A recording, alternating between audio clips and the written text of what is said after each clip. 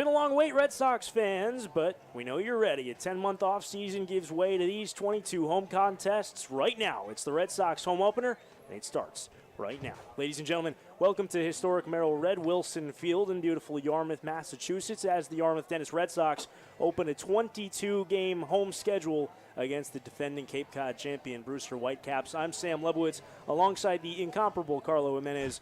We'll take you through today's action here at Red Wilson Field as the Red Sox look to tally their first win of the 2022 summer. Whitey tied Orleans on opening night 4-4, dropped game one of this home-and-home series at Brewster yesterday at Stony Brook Elementary School, 3-0. And Carlo, the Red Sox, they just haven't found that big hit yet. I mean, they've been swinging the bats awfully well, a lot of hits so far, but one extra base hit with a runner on. That was past Ferreras' two-run home run on opening day.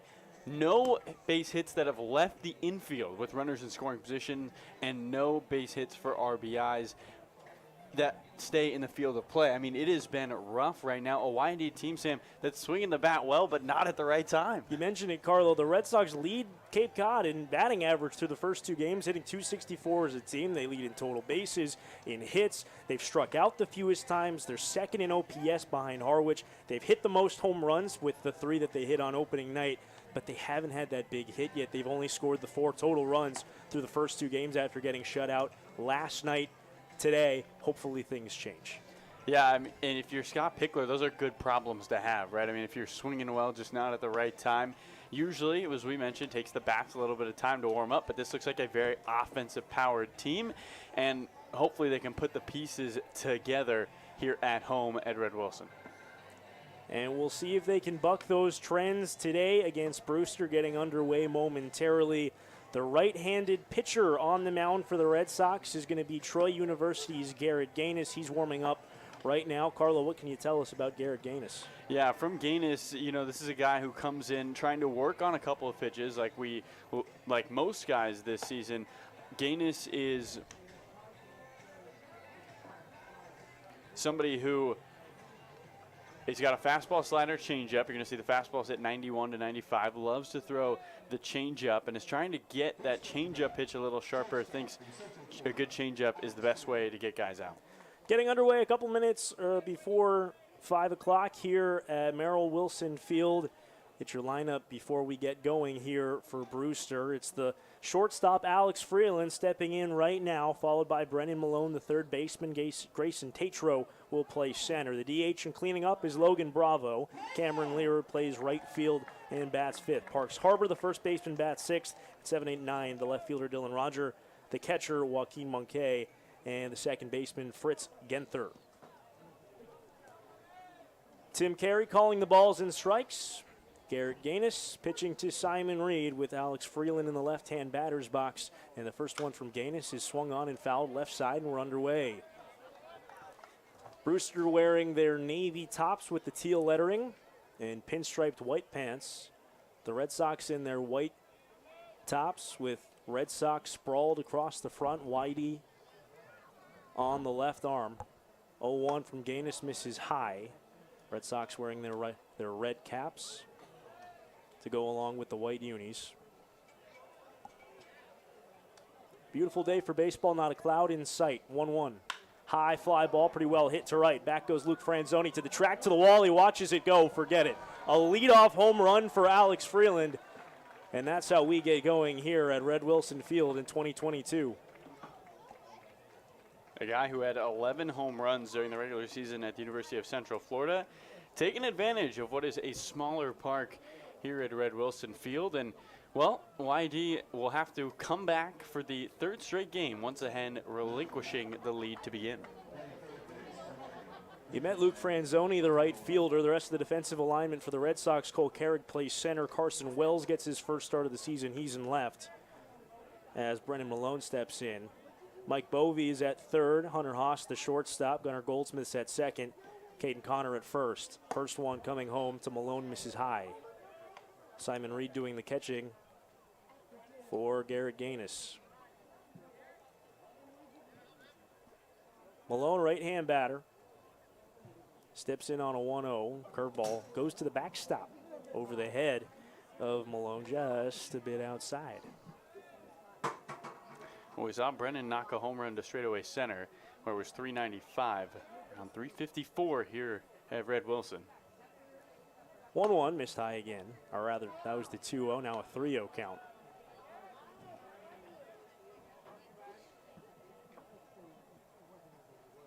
It's the lone home run we saw yesterday in Brewster and a 3-0 Whitecaps win. 3-0 home, missed high for ball 4. So a home run and a 4-pitch walk, and not an optimal start for Garrett Gaines. And the top first innings have not been kind so far this season, Sam, to this YD team. Orleans scoring 3 runs in the first on opening night, and YD picking up a run yesterday in the first. And one here today. Here's Abilene Christian's Grayson Tatro, the center fielder. He played right last night. Went 1 for 4, struck out 3 times, also singled. Left-handed batter. First pitch to him. There's a strike on the inside corner of fastball.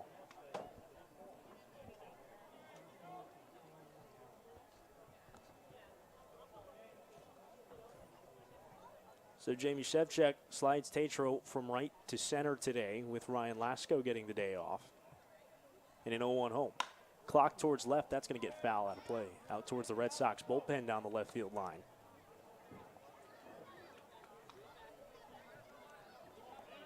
Beautiful home opener here. Nice crowd at Red Wilson Field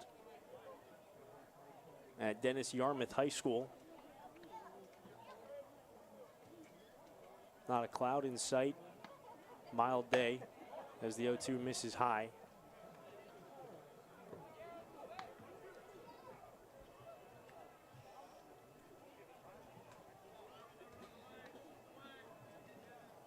.74 degrees here at game time. Lots of sun. 1-2 runner going. In there, strike 3 call, throw down by Simon Reed's not going to be in time. So a stolen base there for Brendan Malone, but a strikeout of Grayson Tatro gets us the first out of the ball game. Yeah, and Reed looked like he took an extra second on the exchange, didn't get a clean grab the first time, and that was just enough of a window for Brendan Malone to take 90. This year at Troy, Garrett Gaines struck out 69 batters in 57 1/3. That's better than a strikeout per inning. Nice. Logan Bravo steps in, right-hand hitter, designated hitter for Brewster. With a runner on second here and 1 out. First one of him, swing and a miss. A loud start for Brewster as Alex Freeland homered to lead off the ball game. Brendan Malone walked. He's on second after a stolen base after Grayson Tatro struck out. Harvard infielder batting, swinging a high fly ball out to center. Carrick going back, easing back, has room in front of the wall to make the catch. Runner tagging, heading for third. Carrick's throw will be cut off. And up to third goes Malone.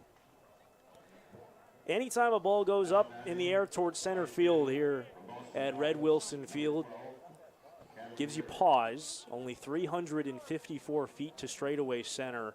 As shallow a center field you'll ever find at this level of baseball.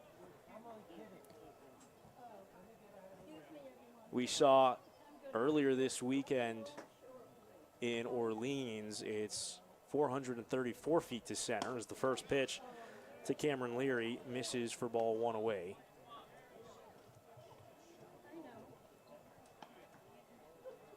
Hitters park here at Red Wilson Field. A little deeper down the corners as the 1-0 home is swung on and missed the fastball.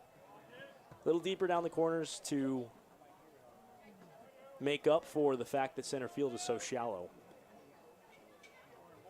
Sam, in between pitches, shortstop Hunter Haas and second baseman Gunnar Goldsmith are coming in towards second. Look like they're looking in. 1-1. Swing and a miss off speed pitch. There's the changeup. Trying to figure out exactly why, but the infielders maybe peeking at the sign, wanting to see what's coming. Maybe backing up in case the throwback to the mound is a little wild with the runner on third base here. Left-handed hitter Cameron Leary, 1-2 home is missed away. Leary out of Boston College. where he slugged 16 home runs. That led the Eagles. So drove in 42 runs. That was second on his team. From Long Island, New York, the 2-2. Just missed high. Not to Tim Carey's liking behind home plate, but a good pitch. Count runs full. That was very, very close. 2 out, runner from third, a run home here in the top half of this first inning. Gaines sets close, the 3-2 home. Swing and a miss. He got him upstairs with a fastball.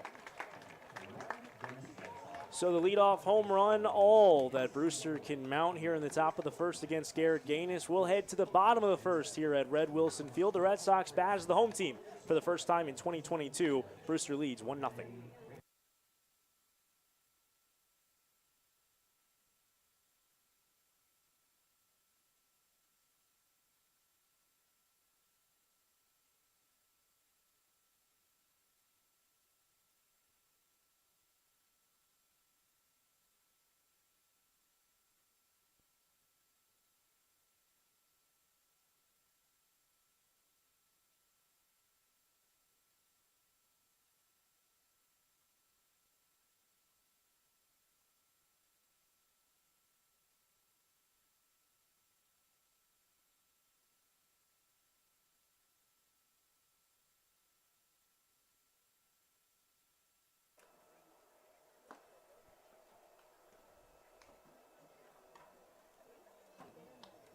Red Sox baseball on the Cape Cod Digital Network, brought to you by T-Mobile. T-Mobile is a proud sponsor of the Cape Cod Baseball League. They are committed to serve those who serve, and that's why they go above and beyond for our active duty military and veterans. Visit your neighborhood T-Mobile store or T-Mobile.com to learn more. Back here, bottom half of the first, as the Red Sox will come to bat trailing 1-0 against the Brewster Whitecaps. They'll go to work against the Wake Forest right-hander Teddy McGraw. And before we learn about him, here's how the Red Sox will line it up today. Cole Carrig will lead off. He's playing center where he's been the first 2 games of this season. Mike Bovey bats second and plays third base. Johnny Long is in the 3-hole. He designated hits. For Luke Franzoni, the right fielder bats cleanup. Caden Connor, the first baseman, bats 5th. Hunter Haas is at short and batting 6th. Carson Wells is in left. He bats 7th. Simon Reed behind the plate at 8th. And the 9th hitter is the second baseman, Gunnar Goldsmith. Right-hander Teddy McGraw had a pretty good year this year for Wake Forest, didn't he, Carlo? Yeah, he really did. A 4.08 ERA in his 70 innings of work, and a returning Brewster guy who actually pitched the 9th inning to win Brewster the championship a season ago. You're going to see upper 90s fastball, the fastest we've seen in the young season, and he likes to attack and to pound the zone. So an opportunity for Whitey hitters if they can track that blazing hot fastball. And the Cape Cod's leading hitter through the first 2 games of play, Cole Carrig, will step in against him. Carrig has been red hot to start his Red Sox career. 5 hits and 8 at-bats with a home run. Switch hitter batting left. Steps in against McGraw, the right-hander working out of the full windup. First pitch, a fastball that just missed for ball 1. Carrig out of San Diego State University. Watches a 1-0 here and takes it off the plate 2-0. Been a spark plug so far this season for the Red Sox. Just like he was for San Diego towards the end of his season. 17 games at the end of the year, he hit almost 500. 2-0 homers slash foul left side.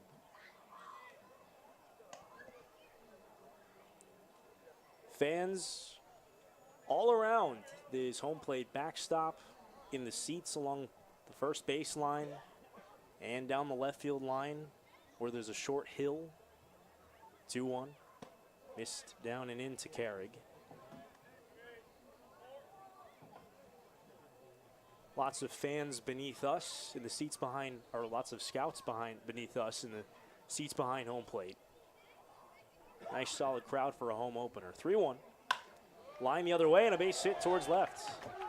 And Carrig just keeps on hitting as he splits one between the shortstop and third baseman for a leadoff single.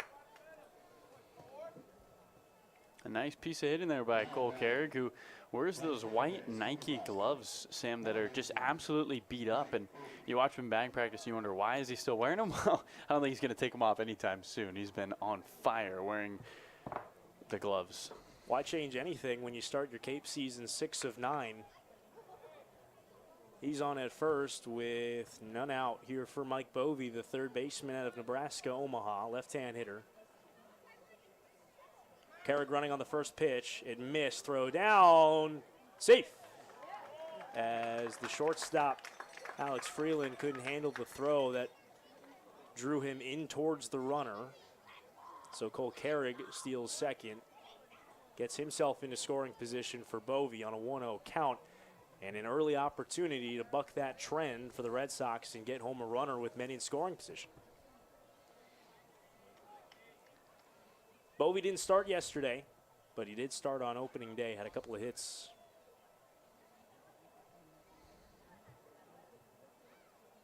Long hold and a 1-0. There's an outside corner strike, a fastball.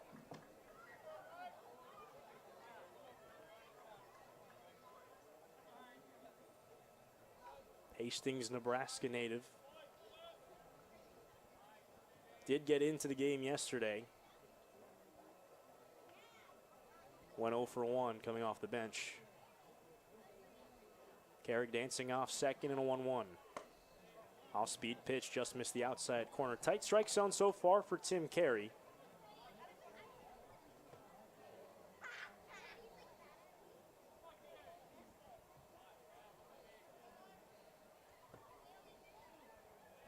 Teddy McGraw this year for Wake Forest. 5-2, an ERA at 4.08. Struck out 8.5 batters per 9.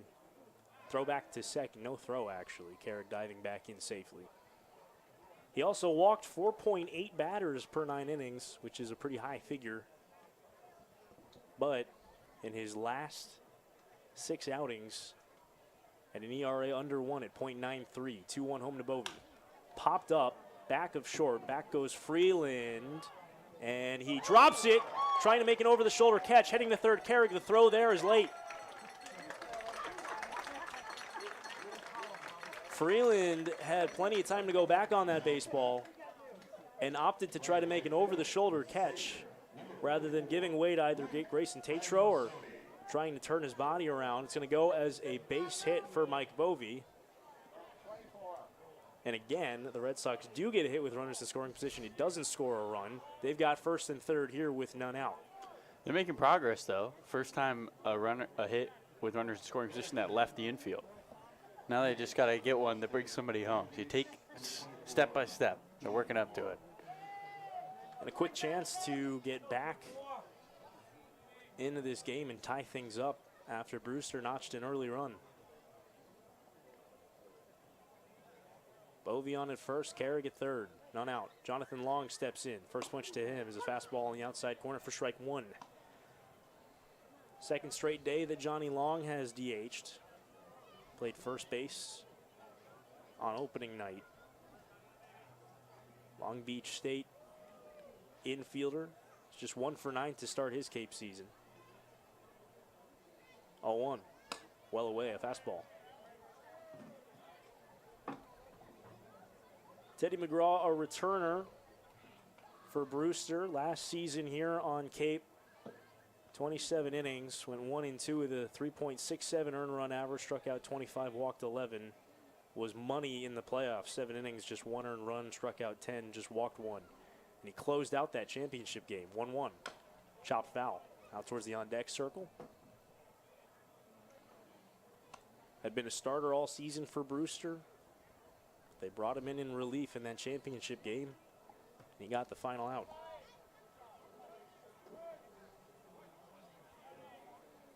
From upstate New York, out in Oneonta, pitched in upstate New York for the Amsterdam Mohawks of the PGCBL a few summers ago, as the 1-2 is fouled back. That was in that weird COVID 2020 summer.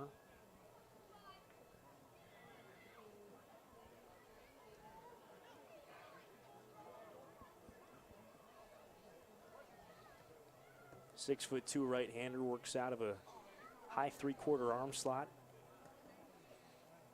Sets at the belt, 1-2 home. Swing and a miss for strike 3. Long down on a high fastball. He can't plate the run, and now with 1 out, Luke Franzoni will hit. Here with men on the corners. Last summer, McGraw was clocked 91 to 95, topped out at 96.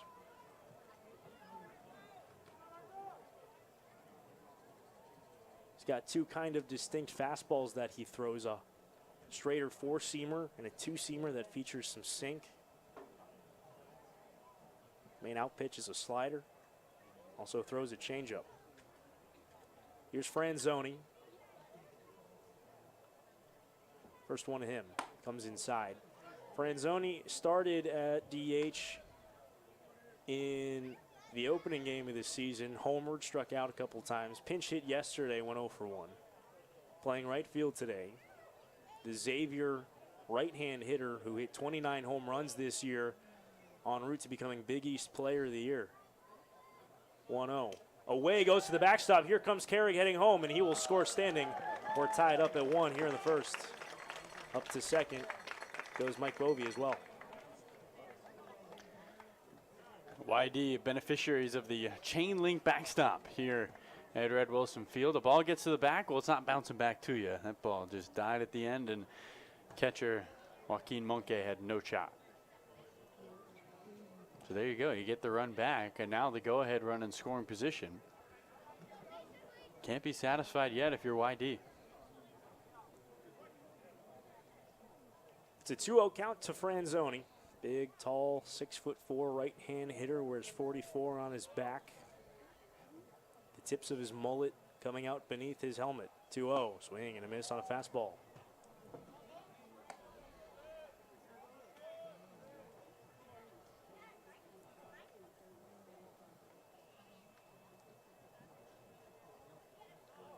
Franzoni, a New Jersey native out of Robbinsville. 1 for 5 start to his summer that won a long home run on opening night. With Bovee leading on second and 1 out, 2-1 home.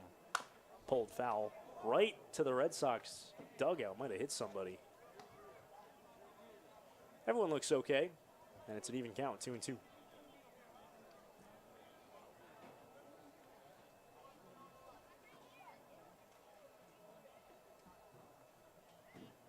Infield shaded slightly towards the third base side for Franzoni. Outfield straight away and deep against the Red Sox cleanup hitter. Holds his hands at his letters. Now a 2-2 home. Swing and a foul tip held by the catcher Monke for strike 3, a high fastball. Good response here by McGraw. After giving up back-to-back knocks, he gets back-to-back strikeouts and trying to leave a runner aboard against Caden Connor. As Caden Connor steps up, we'll get to the defensive alignment for Brewster. That's Joaquin Monke behind the plate. Parks Harbor's at first, Fritz Genther at second. Alex Freeland at short, Brennan Malone over at third. Outfield left to right is Dylan Rogers, Grayson Tatro, and Cameron Leary. Here's Caden Connor, who's had a strong start to his Cape summer. Playing first base today. Just 2 for 9, but gets on base. He's got a triple, he's got a walk. First pitch to him is fouled off left side. Yes, Sam, and it feels like this is the first adjustment we're seeing from Pickler in terms of trying to get more hits with runners in scoring position. You move a guy like Connor, who's been your leadoff man the last 2 games, into this 5 spot, hoping there's runners on, and there is with Bovee at second. Sliding Carrig from the 2-hole to the leadoff spot has already paid dividends, as he's already scored in this frame. Bovee on second now with 2 out, a run home, 0-1. Missed off the plate, looked like the changeup.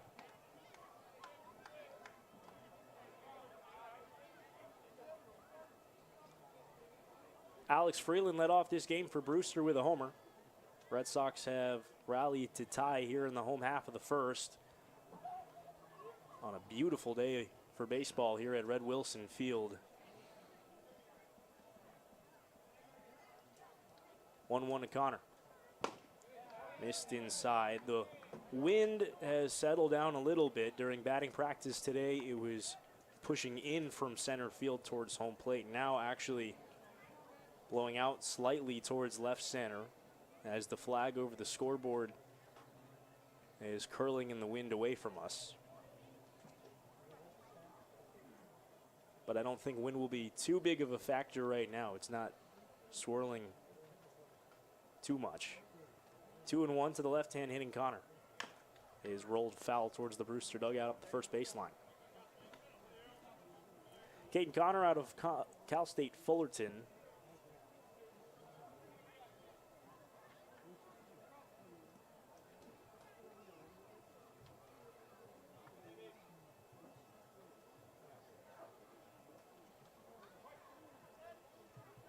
Works with a 2-2 count here. Bovey being held on by Freeland, the shortstop, over at second. Infield playing back. 2-2, 2 out, missed away. So we've got a full count with the runner on at second here in 2 down. Just getting going here at Red Wilson Field. In the Red Sox home opener.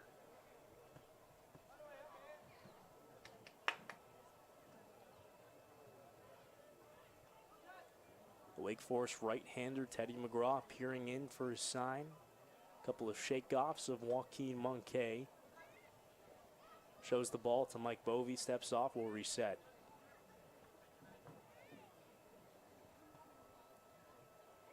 Red Sox trying to tally their first win of the 2022 summer, a tie, a loss yesterday in Brewster to get us going. 3-2 from McGraw to Caden Connor. And he balked. Field umpire Mike Rabideau calling a balk on Teddy McGraw, pushes the runner to third with a 3-2 count. So a single was probably going to score him regardless. Now it absolutely will. And with a run home on a wild pitch already in this inning, Joaquin Moncay behind the dish has to be on his toes here on a 3-2. McGraw with the runner on third and 2 out will work out of the full windup on this 3-2 pitch on its way to Caden Connor. And he missed away for ball 4.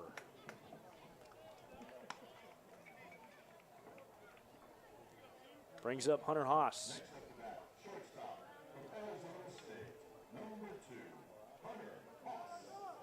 Haas, the shortstop, 2 for 6 with 2 walks to start his Cape Summer. He's played now all 3 games at shortstop to start.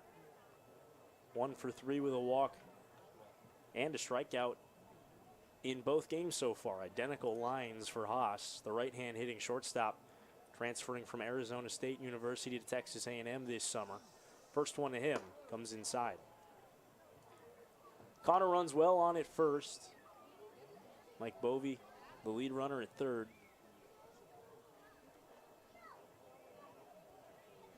Red Sox have scratched out a run already in this first inning to tie after Alex Freeland's homer got us going in the top of the first.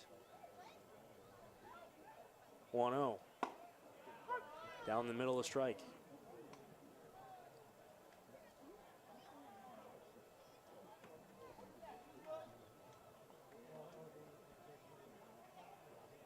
See if Scott Pickler has any designs of a run play here with Connor on first and runners on the corners. Now a 1-1. Slider in for a strike over the outside corner, 1-2. Good job by McGraw to get ahead here. Trying to work out of this early jam and keep this game tied.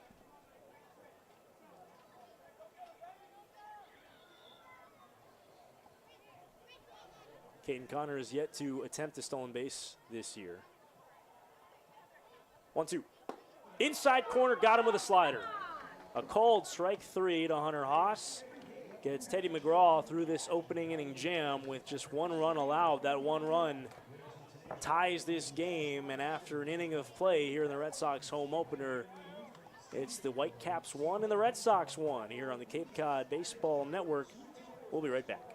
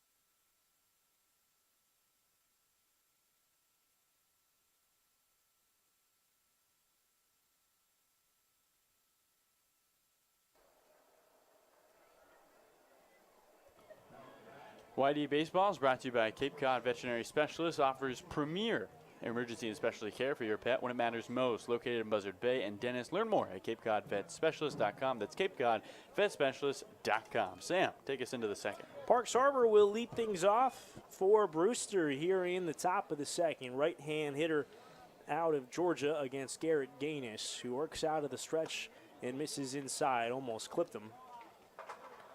Harbor perhaps asking Tim Carey, the home plate umpire, if there's a chance it hit him. But no, he's back in the box, into a crouch, hands held up towards his ear. 1-0, swing and a miss from Garrett Gaines, who settled in nicely in the first with a pair of strikeouts after giving up a leadoff homer and a walk on 4 pitches which followed it. 1-1.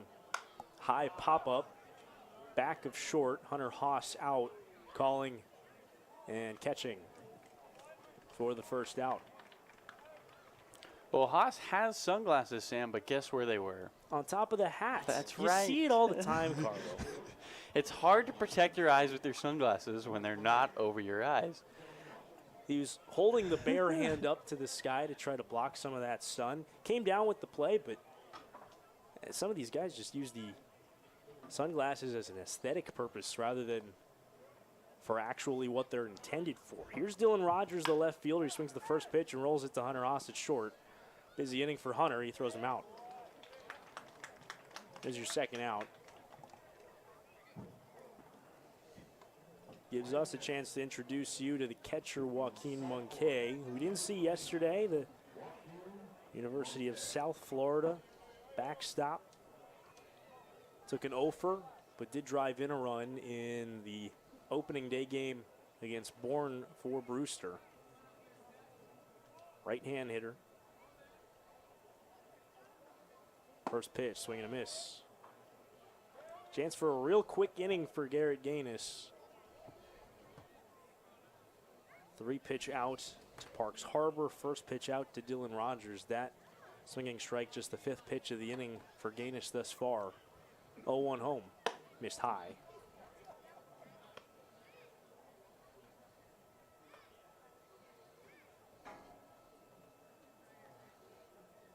Moncay at USF this year, a 188 hitter with 3 homers. 1-1, swing and a miss off speed pitch. So that changeup is really working right now for Gaines. Something that he wants to work on more this summer is becoming more of a guy who relies on that changeup as an out pitch. He says it's his favorite pitch to throw. 1-2, missed away in the dirt. He admits that it's not his best pitch yet, but he wants it to be because he emulates himself after guys that throw the changeup. He says guys that throw their changeup as their predominant out pitch are his favorite types of guys to watch. They're his favorite pitchers to watch. Time called at home plate. At the moment, the Troy right-hander says his best out pitch is his slider still, but he's working on that changeup this summer. 2-2 home. Swing and a miss. Got him on the changeup on a pitch in the dirt. Reed tags out Moncay to end the inning. A quick inning for Garrett Gaines here in the top half of the second. No runs, no hits. The Whitecaps go in order. To the bottom of the second we go. We've got a tie game, 1-1.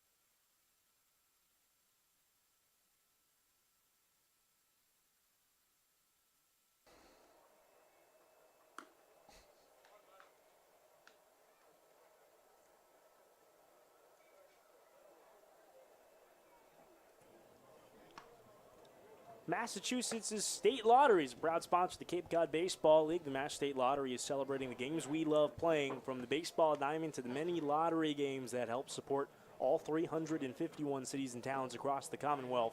So here's to 50 years of winning and 50 more. The Red Sox trying to win their first game of the 2022 season. Will go to bat here in the bottom half of the second against Wake Forest right-hander Teddy McGraw. It's the USC Trojan Carson Wells to start us off. Left-handed hitter takes a strike over the outside corner. Wells to be followed by the catcher Simon Reed and the second baseman Gunnar Goldsmith. That's 7 through 9, the bottom third of the Red Sox order. 0-1 coming to Wells. He takes down and in. Carson Wells has both a connection to the Red Sox prior. His brother Austin, a prospect in the Yankee system, a former first-round pick, a catcher, played here in YD in 2019, and also a connection to this booth as the 1-1 home is taken off the plate. As he's a USC Trojan, just like my broadcast partner, Carlo. Carlo, you got to cover quite a bit of Trojans baseball this year, so I believe you're probably a little more familiar than most of us with Carson, as the 2-1 home is in at the knees for strike 2. Yeah, Carson made a big impact kind of as a defensive substitution his freshman year, hit .273, and then this year fell through the cracks. Just played in 22 games, just 11 starts, and didn't swing the bat awfully well. 2-2. Swing and a miss, he got him. Off-speed pitch running away as Wells a strikeout victim to get us going here in the bottom half of the second. Every out that Teddy McGraw has recorded has been via the strikeout so far. Good results when the Red Sox have put balls in play. They had 2 base hits in that home half of the first, scored a run. Here's Simon Reed, the catcher. Red Sox added a catcher to their roster today. It's Georgia's Fernando Gonzalez. First one to Reed is hit in the air to center. Starting back now, moving in is Tatro, and he gets it on a run to make the catch for the second out.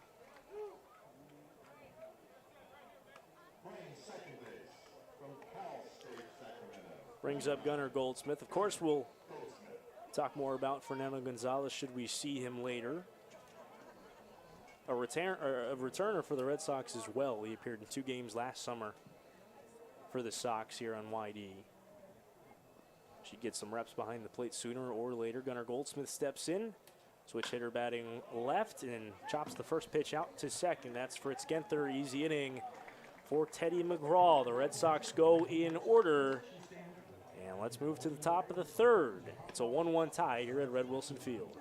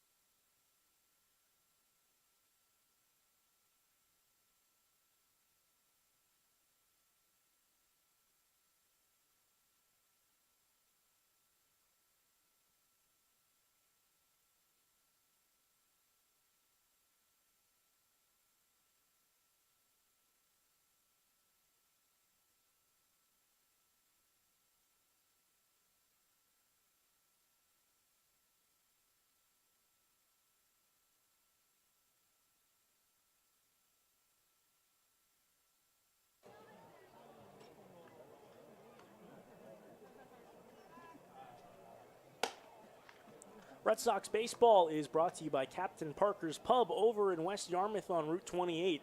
The entire crew from Captain Parker's wants to give a big salute to the Cape Cod Baseball League, especially to the young players that have dedicated so much time and effort to America's pastime. So join them for lunch or dinner, just a bowl of their world-famous clam chowder. Captain Parker's, easy to find, but awfully hard to leave. Here in the top of the third in a 1-1 game, Garrett Gaines back to the mound, gets 9-1-2 in the Whitecaps order.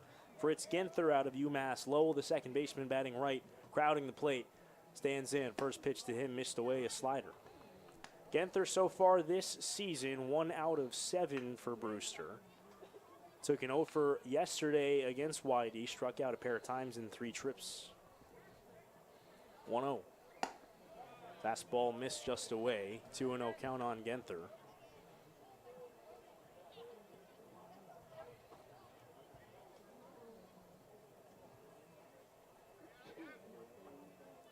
Now a 2-0.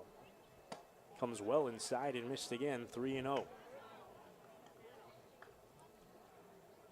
Genther led UMass Lowell with 11 home runs this season. Drove in 44 runs, hit 290. Transfer from Virginia Tech. 3-0 down the middle. In 2021, hit just 213 for Virginia Tech. So he's found a better opportunity for himself at UMass. As Gaines steps off.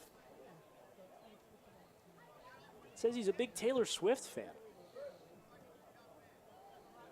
Who doesn't like Taylor Swift? 3-1. Pulled to the left side, it's foul. Count runs full. I can rock out to some T-Swizzle on occasion. Anytime. Anytime. There's a T-Swift song for, I think, every occasion, every mood. Yeah. Full count on its way.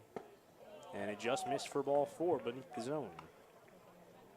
Second walk for Garrett Gaines. Kicks things off here in the third. Back to the top of the order. And the shortstop, Alex Freeland, who led off this game with a bang as he homered over the right field fence to get us going.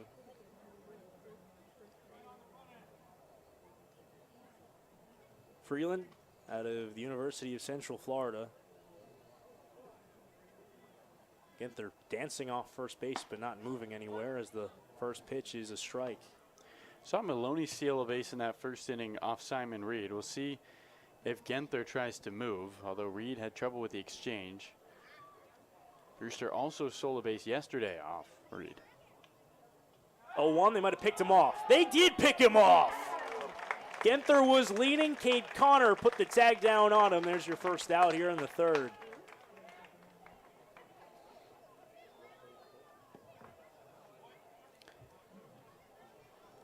So we'll reset.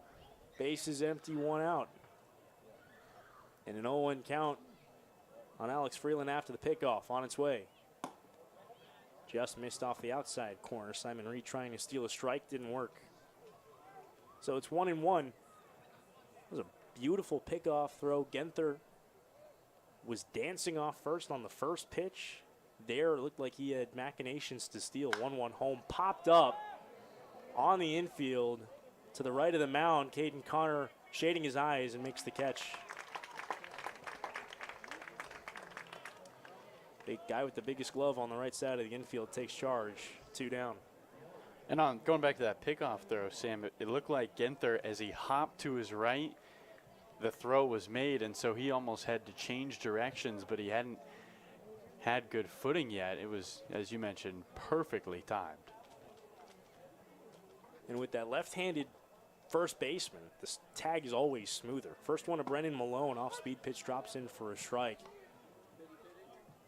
I played first base in high school. I'm right-handed. Always wished I was left-handed because you get that nice swipe tag motion on those pickoffs. 0-1 home to Malone. Slider just missed away. Even count, 1-1. Malone walked and stole a bag in the first. Yesterday homered for Brewster. As the 1-1 just missed away again. Tight strike zone from Tim Carey. These are pretty close pitches. Gaines has walked 2, but he's been around the zone.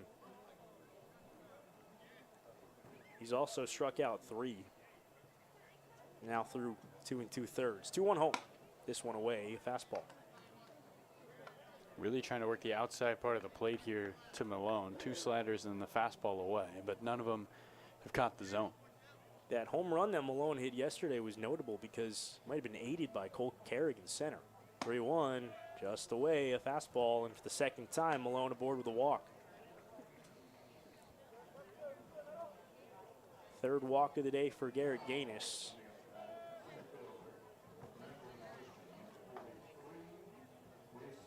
Gaines this year Walked 25 and 57 in a third. So he will walk guys, but not a remarkably high number. First one coming home to Grayson Tatro. His line towards right center field. That's a base hit. Carey going over to the gap to cut it off. He slips and falls, and they're going to send the runner around third. Relay to the plate is not in time. And scoring from first is Brendan Malone on an RBI double by Grayson Tatro. So the Whitecaps regain the lead. It's 2-1 here. And again, Carrig struggles in center field on the exchange, and I think that was just the window Brewster needed for Shevchak to send Malone around third. It was a close play. A good relay on the play by Gunnar Goldsmith, but nothing happening. The throw home was just up the first base side. Had it been more on the mark, they might have had a play on Malone. Here's Logan Bravo with a runner on second and 2 out. First one home to him. Fastball just missed up and away.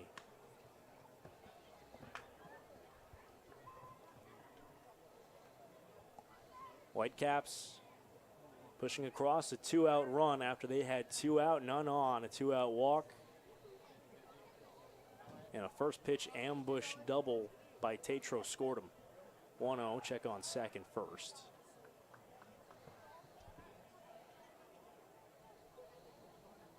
Gunnar Goldsmith, the second baseman, relaying a couple signs to his pitcher about a potential pickoff play. 1-0 to the Harvard slugger Logan Bravo. Swing and a miss, off-speed pitch.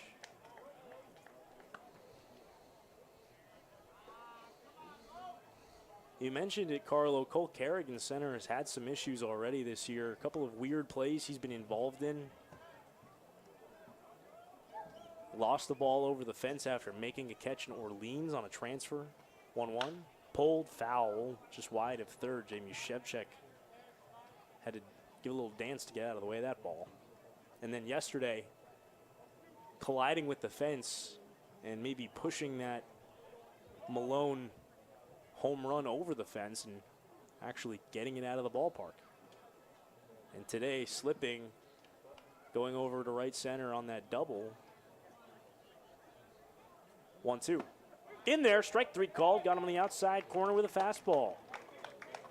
So Gaines picks up his 4th punch out, gets us through things here in the top of the third.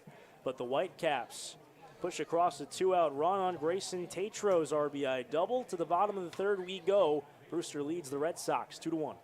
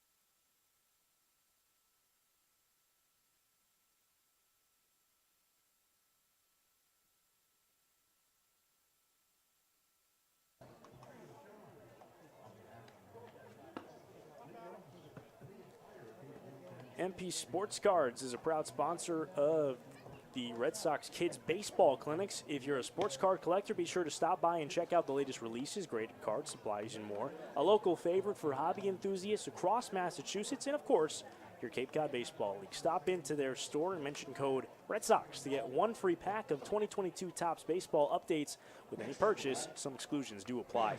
Visit them at 71 Main Street in Carver, Massachusetts, or online at mpsportscards.com. Top of the order in the bottom of the third for the Red Sox. Cole Carrig singled leading off the game and scored. He'll be followed by Mike Bovey, John Long, the designated hitter. If anyone gets on, Luke Franzoni. Against the right-hander out of Wake Forest, Teddy McGraw. First one home to Carrig. is chopped slowly. Right side might have been off his foot. Carrick slow to get up. And he looks to be okay. It is a foul ball. As he'll shake it off outside the batter's box. He's got a shin guard on that outside foot. But it might have gotten off the top of the foot somewhere in that neighborhood.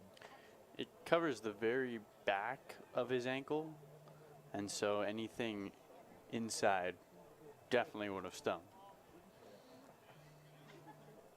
He's back in the box. Switch hitter batting left. McGraw working out of the full windup. Takes his sign with his hands at his belt. 0-1 is swung on and missed. As the throw back to the pitcher hits off Cole Carrick's bat on the backswing. That was fun. Haven't seen that one before.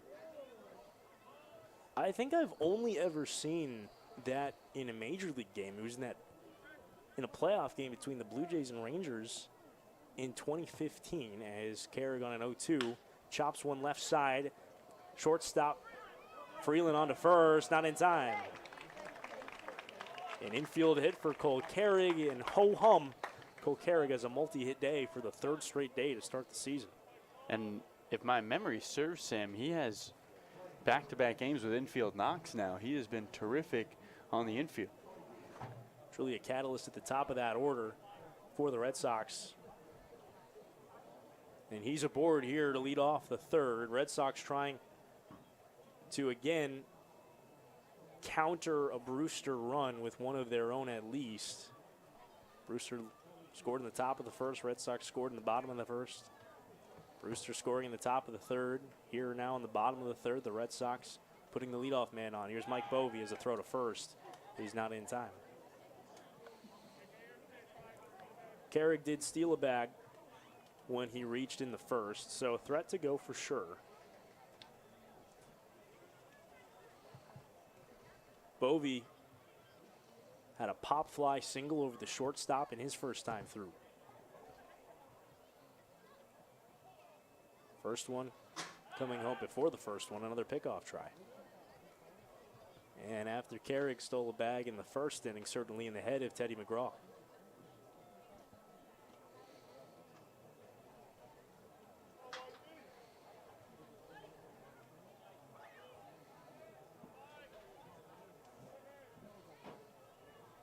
First one to Bovee. Outside corner strike, a fastball. Bovee out of high school was the #1 ranked third baseman in the state of Nebraska. And an everyday starter from day one at Nebraska Omaha. Hit .317 as a freshman. Drove in 29 runs. That's a team high in 47 games. Another check on Carrick. Close play there. Parks Harbor showing off the ball to the field umpire, but safe is the call.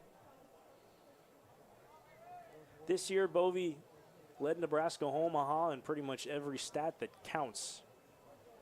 Slugging percentage, OPS, doubles, total bases.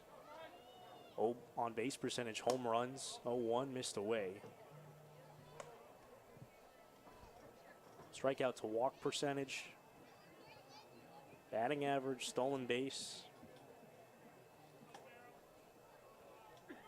A truly fantastic year en route to being named the Summit League Player of the Year. 1-1. Popped up left side, out into shallow left goes Freeland, called off by the left fielder Rogers, who staggers and makes the catch. Back to first goes Carrick. That's the first out.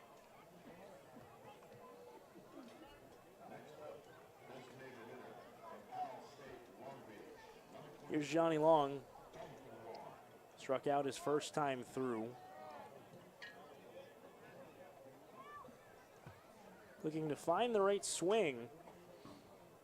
Now just 1 out of 10 to start his summer. But he's been in the middle of this Red Sox order all 3 days. First one, Carrick running. Throw down is, again, not in time. Carrick's got his second stolen bag of the game. Well, that uniform of Cole Carrig, it started white, but it is pretty much all brown on the front side. He has been sliding around and making an impact as always. What a leadoff hitter for Scott Pickler. So Long again bats with runners in scoring position. He struck out with men on the corners in the first inning. Has Carrig on second with 1 out and fresh count on its way. Missed beneath the zone of fastball.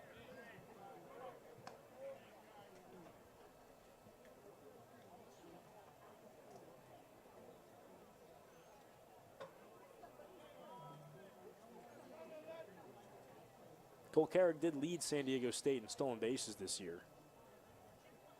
He stole 19 bags in 27 attempts. Dancing off second at 2-0. High pop-up, right side of the infield. Cameron Leary in shallow right. The right fielder makes the catch.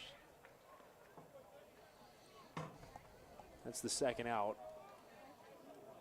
And Long's early summer struggles continue. Luke Franzoni now with 2 out and Carrig on at second. And really, this continues for YD as well. A leadoff single from Carrig, an unproductive out from Bovee. He steals second, and an unproductive out from Long. YD has struggled to move guys around when they get on. A great speed, still in scoring position for the biggest power hitter in the lineup. Luke Franzoni steps in, 0 for 1, struck out his first time. First one. Checks his swing on a slider. They say he didn't go. 1-0 count. Franzoni, well, he's familiar with the RBI. He drove in 78 of them this year for Xavier. And that'll happen when you hit the ball out of the ballpark 29 times in a season. Slugging .821. He was second in the NCAA in home runs, behind Ivan Melendez of Texas. With those 29, a program record. 1-0. Strike outside corner. Carlo, the previous record at Xavier for home runs in a season was not 29, it was 16. So not only did he break the record, he shattered it. I feel like he'll have that record for a pretty long time. Big East Player of the Year. Power runs in the family. His brother at NGIT, Paul, hit 12. 1-1 home, check swing on a pitch low, and again didn't swing, 2-1. Also owns the Xavier record for career home runs with 52. Also walked 53 times, but he did strike out 64 times. So a three true outcomes player. As they say in baseball, he strikes out, he walks, he hits home runs. But he hit above 300 this year for the first time, 2-1. Rolled up the middle, fielded there by Alex Freeland, running throw on to first is in time, inning over. Red Sox get another man to scoring position, but they can't bring him home after Carrick's leadoff single at the end of 3. Brewster leads the Red Sox 2-1 on the Cape Cod Baseball Network.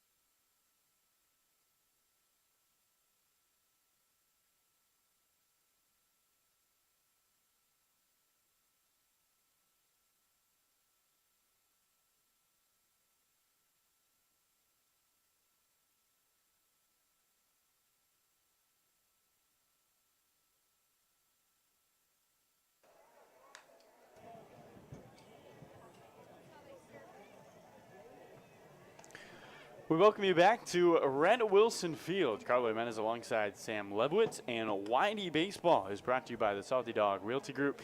Hey, Sox fans, have you thought about buying or selling a home? Emily Shemansky of the Salty Dog Realty Group is your pet-friendly neighborhood realtor as part of the team at Keller Williams Realty of Cape Cod and the Islands. Emily is your go-to resource for home buying and selling. Call Emily Shemansky at 508-221-0196 or visit thesaltydogrealtygroup.kw.com.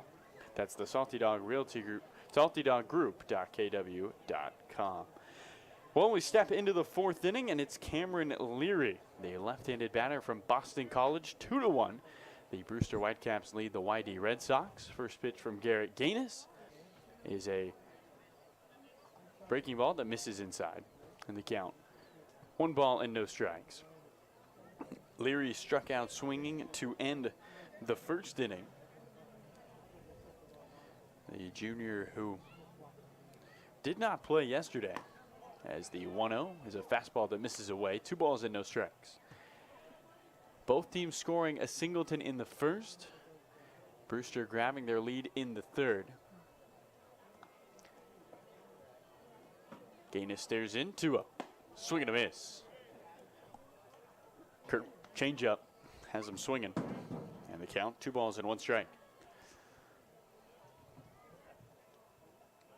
Larry, who spent last summer in the Appalachian League playing for the River Turtles. 2-1, and he fists one straight back. The count, 2 balls, 2 strikes. A real power hitter, 60% of his hits last year, Sam, for extra bases. That'll play and led Boston College in homers, 16 of them this year. Gaines is 2-2. Is a breaking ball that misses low and in. Look like the slider. 3 balls and 2 strikes. So full count with nobody out and nobody on. Brewster trying to add to their 2-1 lead, looking to sweep YD after beating them yesterday. 3-2. And a swing and a foul down the left field line. And this home and home battle between these two teams before everybody gets tomorrow off.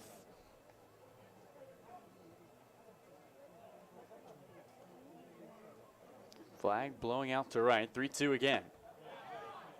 Fastball just misses off the inside part of the plate. And a leadoff walk here to Leary. Second straight inning.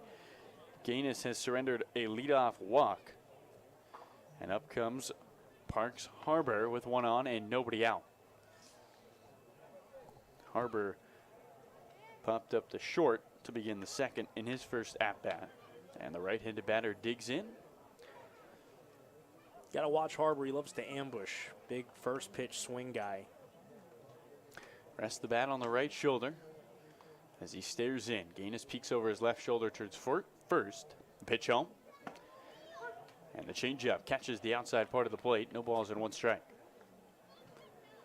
Garrett Gaines wearing the number 42, which, as you know, Sam, at the next level, it's not a number you wear. Gaines, as he throws down to first, a good throw and nearly another pickoff. Back with a head-first slide and 2 hands. Cameron Leary grabs first base safely. Gaines randomly handed number 42, and he's from the same city that Jackie Robinson was born in. Runner goes. Here's the 0-1 and a swing and a drive into right field. Sprinting over the center fielder, diving and not able to make the catch is Carrick. It rolls by him. Stopping at third on the play is Leary. Into second with a double is Parks Harbor. And there's 2 in scoring position with nobody out. In the top of the fourth, a good diving attempt by Carrick, but he could not reach out and snare the baseball. Shevchuk holding Leary, and a big opportunity to add to the 2-1 lead here for Brewster.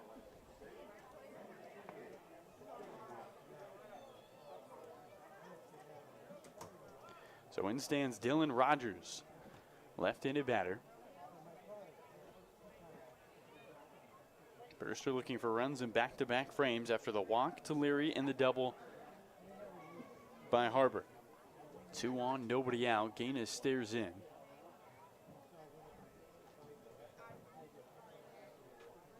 Corner infielders are in. Opening offering. And a fastball misses up and away.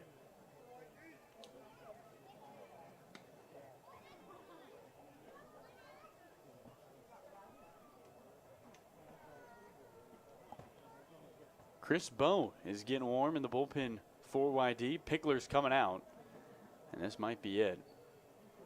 We'll see if Bowe is the new pitcher. Chris Bowe, a Arizona commit, who is actually a JUCO guy for this YD team. Right-handed pitcher who gave up just 1 home run all year, 2.16 ERA for the College of Southern Nevada. And the Las Vegas native doesn't look like he's coming out just yet. A meeting on the mound, all the infielders, Pickler, the catcher Reed, and Gaines. And now he makes the signal, and so we will take a quick break. 2-1, Brewster leads YD. They have runners at third and second with nobody out, and the Whitecaps looking for an opportunity to add more here in the top of the fourth.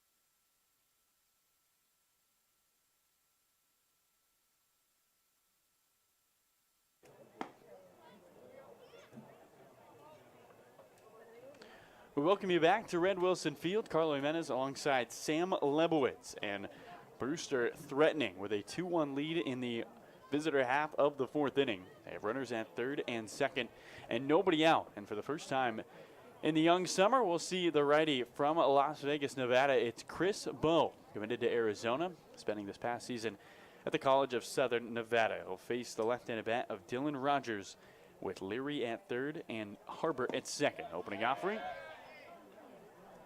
is a breaking ball that misses low, but Rogers went around. And so the count, 1 ball and 1 strike. Gaines was pulled with a 1-0 count. Bowe, who works a fastball, slider, 12-6 curve, and a changeup, likes to go to the two-seam fastball to the left-handed bats, such as Dylan Rogers. Nobody out. Here comes the 1-1. Swing and a miss. And the count, 1 ball and 2 strikes. Curveball there. Both teams with runs in the first. Brewster with a run in the third to take a 2-1 lead, and looking for more here with 2 in scoring position and nobody out in the fourth. And their 7-hole hitter Rogers get it done. Bowe's 1-2. Swing and a miss. Slider got him. And there's one away. Yeah, Carlo, that was pretty gross.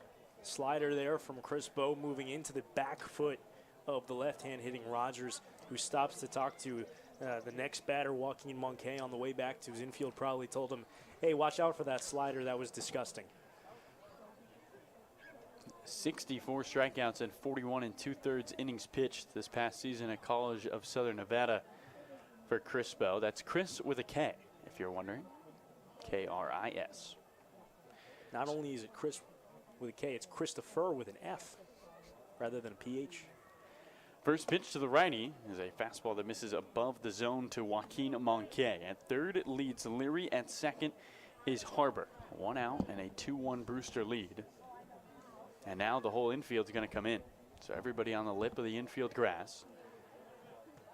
Scott Pickler and company trying to keep this a 1-run game at Red Wilson Field in the home opener of the YD Red Sox. 1-0 to Moncay, and he swings and misses at the slider. The count, 1 ball and 1 strike. Flag is stone still in center field. Shadows starting to creep across Red Wilson down the left field line. Just touching the infield grass. 2 on, 1 out. Here comes the 1-1. Check swing on the slider. And he did not go, according to home plate umpire Tim Carey.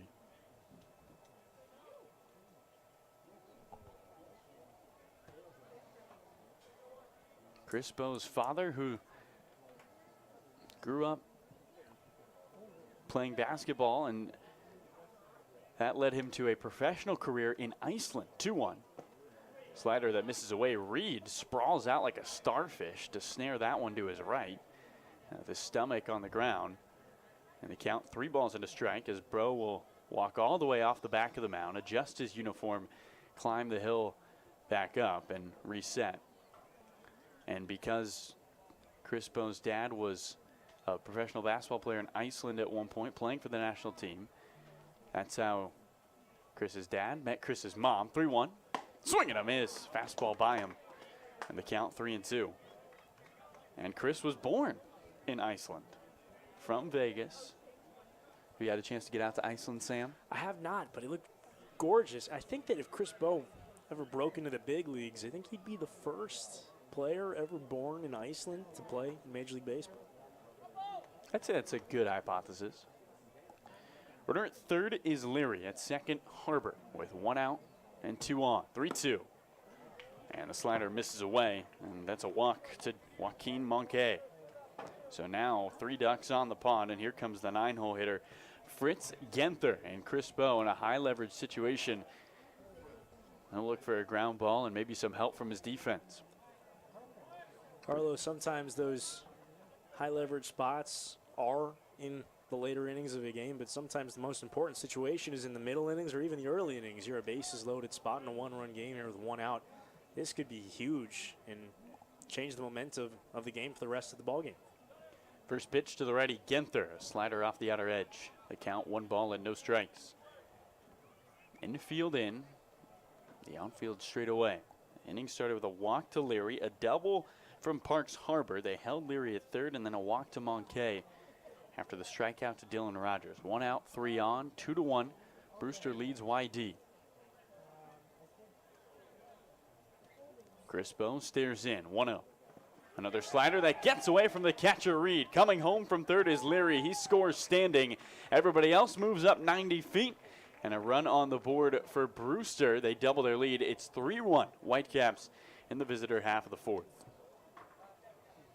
And now we're going to have another mound visit here. Instead of Scott Pickler, though, it's going to be pitching coach for YD, John Raiola, who wants to talk to Bo. These two haven't known each other for much time. In fact, probably not even more than a week, but a 2-0 count after the wild pitch with 2 in scoring position and 1 out. YD does not want to head into their first off day without a win, but as the score stands now, going to need to keep this close and hope for some offense. If you're Raiola, Sam, take me into that conversation. What do you think he's saying to his guy out of the pen? Well, a lot of the time those conversations don't actually have any bearing on the game strategically. Sometimes it's just a breather for a pitcher. It's, hey, this is your first appearance of the summer. Just take a breath, find your release point, get back into your game plan, do what works for you best. Pitch your game, man.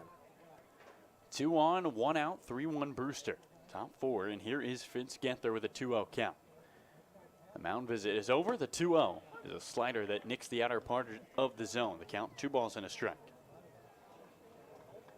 So after the rendezvous, Bo able to pour in a strike as the wind starts to blow the American flag that's behind the scoreboard and left out towards the outfield.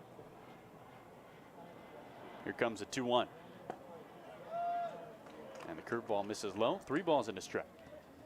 At third is Harbor and second is Moncay.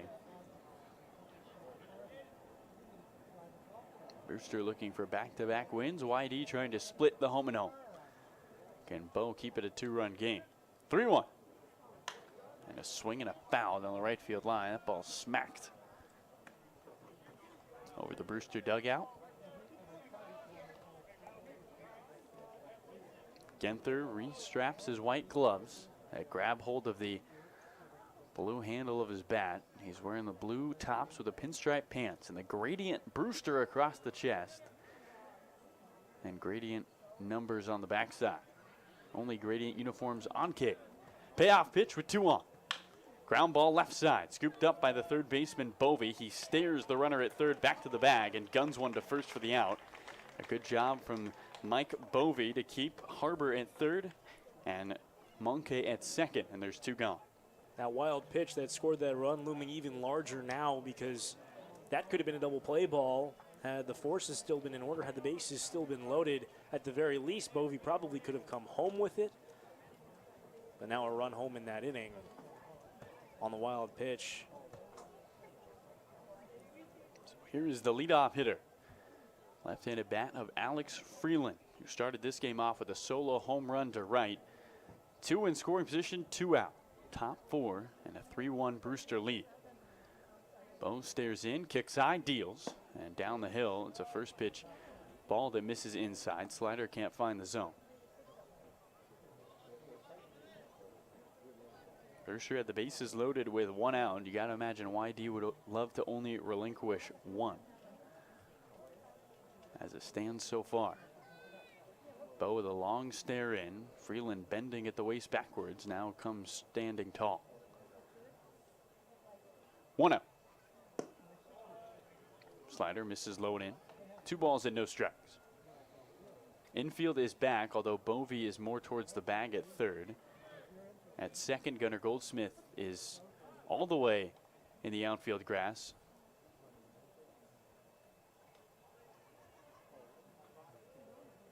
Wearing the long sleeve underneath the white uniform. Bo kicks 2-0. And now 3 balls and no strikes. Can't find the zone with another slider. Pretty slider-heavy diet from Chris Bo, especially to these left-hand batters. Obviously, he struck out his first batter, Dylan Rogers, with those sliders moving in on the left-hand hitter. But Freeland hasn't yet bitten on any of them. Freeland looks on. 2 on, 2 out, 3-0. And a ground ball fouled on the first base side. Swinging 3-0. Interesting to see there here in the early Cape. But Jamie Sepchek probably figured that his UCF slugger wasn't going to get anything better to hit, or might as well take advantage of something that's either got to be a strike or going to be ball 4. Harbor leads at second. Harbor leads at third, excuse me. Moncay at second.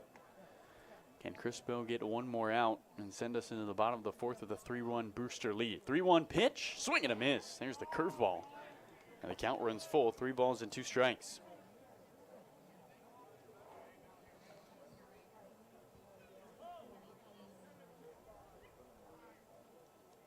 Fans here at Red Wilson. Good crowd for a Tuesday afternoon, opening day.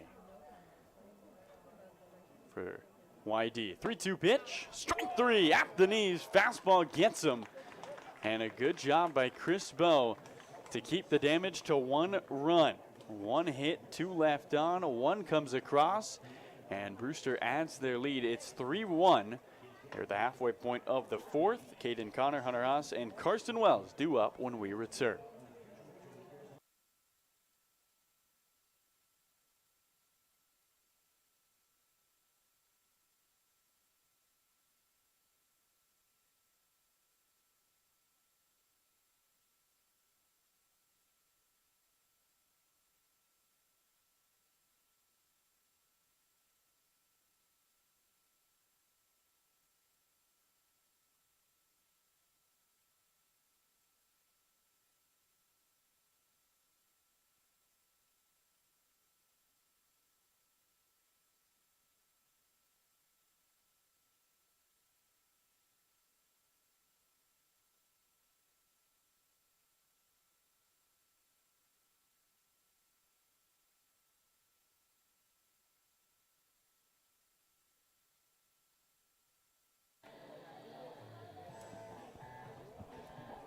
Folks, Red Shirt Fridays is a national program created to acknowledge, honor, and support our troops and first responders who put themselves in harm's way to defend our freedom. In support of this program is the Arlington Red Sox and all Cape League teams who will be wearing a specially designed red jersey every single Friday. This special weekly celebration of Red Shirt Fridays is sponsored by Zephyr Hats, the Massachusetts State Lottery, and OT Sports. Support our troops and first responders and join us by wearing red each Friday. Carlo, take us away for the bottom of the fourth.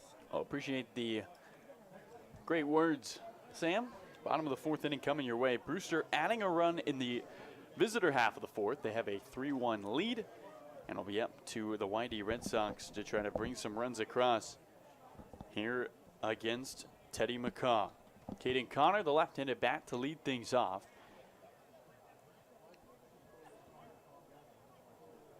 McGraw stands in, he kicks high, opening offering. And a fastball misses away. 1 ball and no strikes. Connor worked a full count walk back in the first. Caden, who led off the first 2 games of the season, 1-0. And he cranks one down the left field line, foul. In the third game of 2022, batting out of the 5th hole.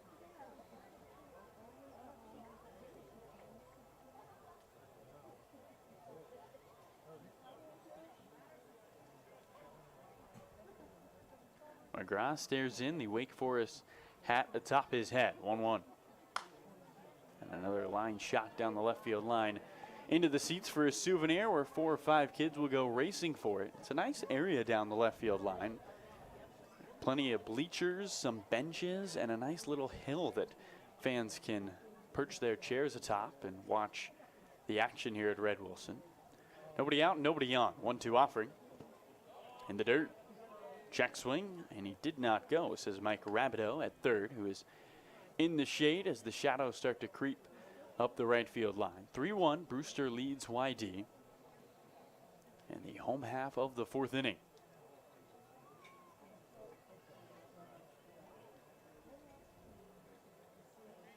McGraw kicks, 2-2. And a swing and a line drive into left center field. Tatro over towards the gap, drifting, and makes the catch as the center fielder snares that one. And there's one away. So Connor is retired to begin the fourth. And in stands Hunter Haas, who struck out looking to end the first.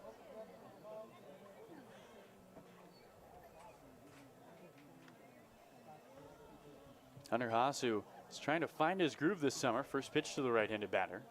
And he takes a curveball that misses low. Started the season off slow with Arizona State and then tore his rotator cuff partially in March. 1-0 is a fastball down the zone. 1 ball, 1 strike. He took 6 weeks to recover and then would periodically come back to pinch hit or pinch run. It didn't affect his arm. 1-1. And that snares him on the bottom of his bat. Almost got his arm, but he backed out and it got wood instead of the plastic arm shield on his left elbow. And so he'll take a strike. The count, 2 balls and 1 strike. 2-1, hit sharply on the ground to short. Backing up, the shortstop Freeland. He gloves it. Crow hops, fires to first for out number 2. 2 gone in a 3-1 Brewster lead in the bottom of the fourth with the bases cleared. And it's up to Carson Wells, who struck out swinging his first time up.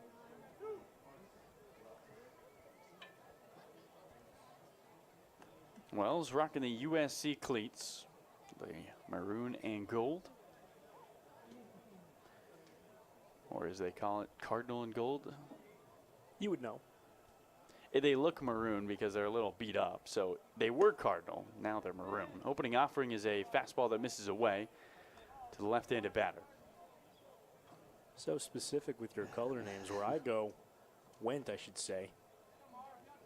They just call it orange. 1-0.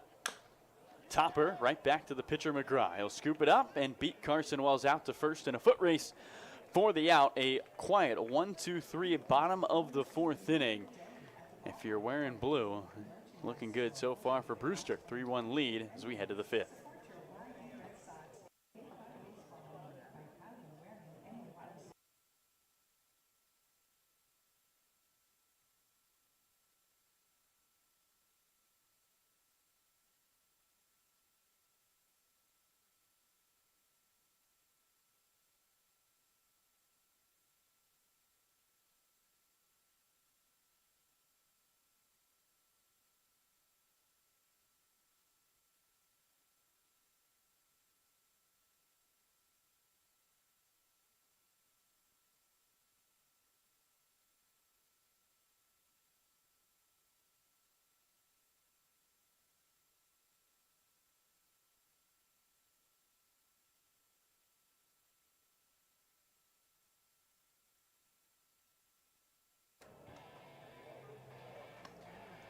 We welcome you back to Red Wilson Field. Carlo Jimenez to my left, Sam Lebowitz. YD Baseball is brought to you by Giardino's. Giardino's Family Restaurant, a Cape Cod tradition. Same family, same location for 52 years. Giardino's is a part of the community, giving back to many and various organizations.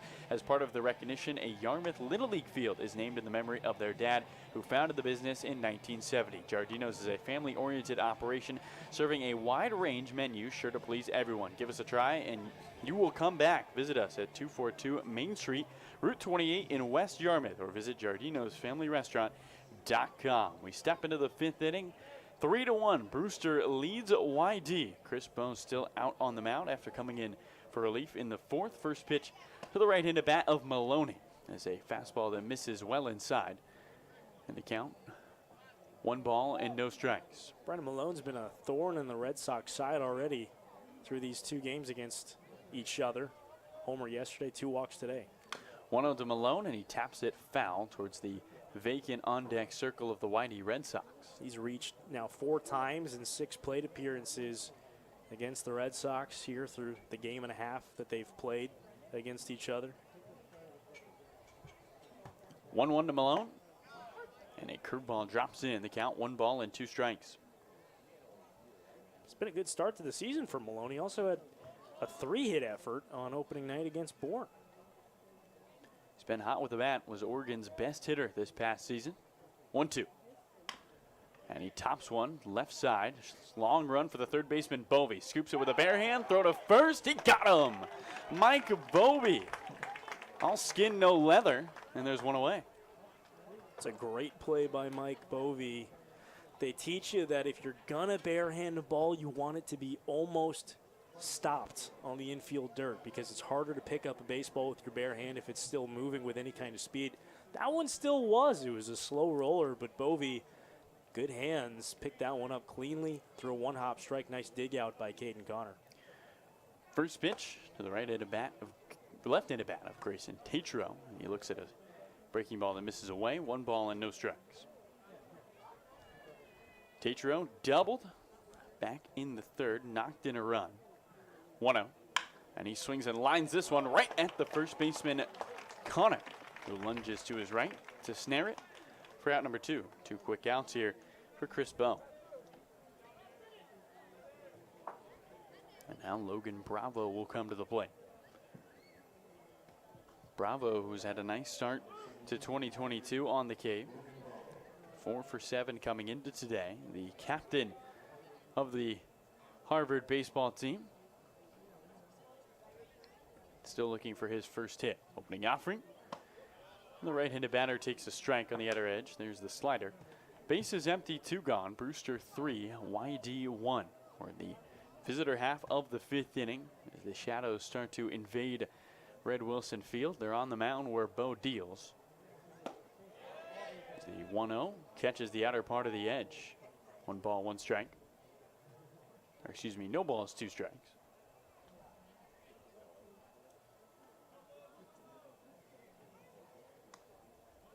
Bravo, the designated hitter today, who finished the season very strong at Harvard, hit .448 over the final 8 games. 2 outs, nobody on, 0-2. That ball almost hits him as it runs on the inner half. Fastball can't find the zone. Bravo spent last summer with the North Shore Navigators of the NECBL and was named the top pro prospect at the end of the summer. Taking a step up to the Cape. 1-2. Swing and a miss. Slider has him chasing, and that does it for the 5th.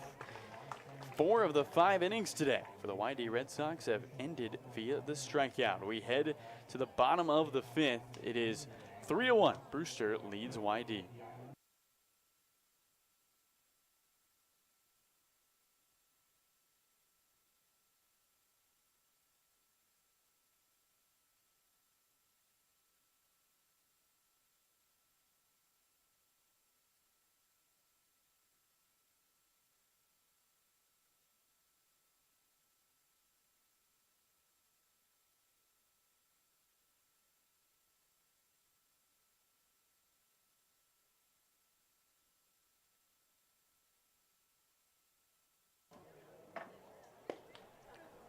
YD Baseball is brought to you by Devadime. Hey fans, Devadime is the official website development company of the Yarmouth Dennis Red Sox.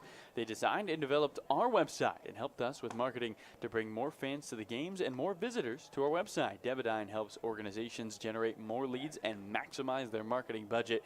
Check out devadime.com to learn more, and be sure to like Devadime on Facebook. That's DEVADIGME.com. Devadime.com.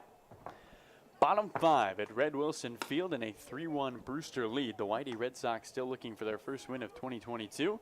They're going to need another comeback here today. Bottom of the 5th, it's Simon Reed, Gunnar Goldsmith, and Cole Carrig to lead things off. The 8-9 one-hitters for the Red Sox. As Reed digs in, left-handed batter to face Teddy McGraw. Still on the mound is the Wake Forest pitcher. Opening offering is a fastball that nicks low and away. No balls and 1 strike. If you're just joining us, both teams picked up a run in the first. Brewster got 1 in the 3rd and the 4th. 0-1. McGraw misses low and in with the fastball. 1 ball, 1 strike.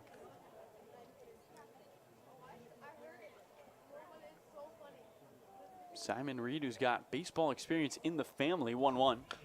And he taps it foul towards the on-deck circle of Brewster. 1 ball and 2 strikes. His brother Bailey Reed played baseball at Westmont and signed with the Cubs, playing with the High A affiliate, South Bend Cubs. He's a pitcher for the Cubs. Here's the 1-2. And he waves, but the ball goes underneath the legs of the catcher, Monquet. Reed sprinting to first. He's going to get there in time. Through the wickets, and YD will take a base runner any way they can get it. A swinging strike 3, but Reed beats it out to first.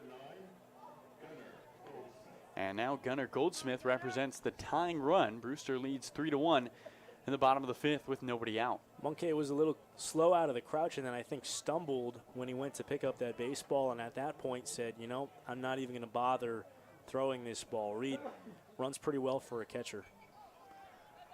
Lefty Goldsmith looks on, first pitch, and he taps and fouls one down the left field line over into the fan area where 4 or 5 kids go into a full-on sprint trying to chase down the Pearl. Really appreciate these ballparks, how there's an emphasis on fans finding their own space to sit. There are stands here for them to sit, but lots of open green area. The 0-1. Goldsmith watches a breaking ball miss away. 1 ball, 1 strike. Bring your own chairs. You can sit in the shade if you'd prefer. Find a patch of sunlight. Bring a beach towel. Lie down, relax. Lots of different ways to enjoy the ball game here on the Cape. Leading at first is Reed after his swinging miss on a wild pitch. 1-1, and Goldsmith carves one straight back into the bleachers. The count 1 ball and 2 strikes. 3-1 Brewster leads with nobody out and the tying run at the plate. Well, talking to Gunnar before the season, Sam, a guy who has a lot of opportunities to golf here on the Cape. He actually worked at a golf course during 2020 COVID times. The 1-2 and a swing and a miss. And he strikes out on the changeup.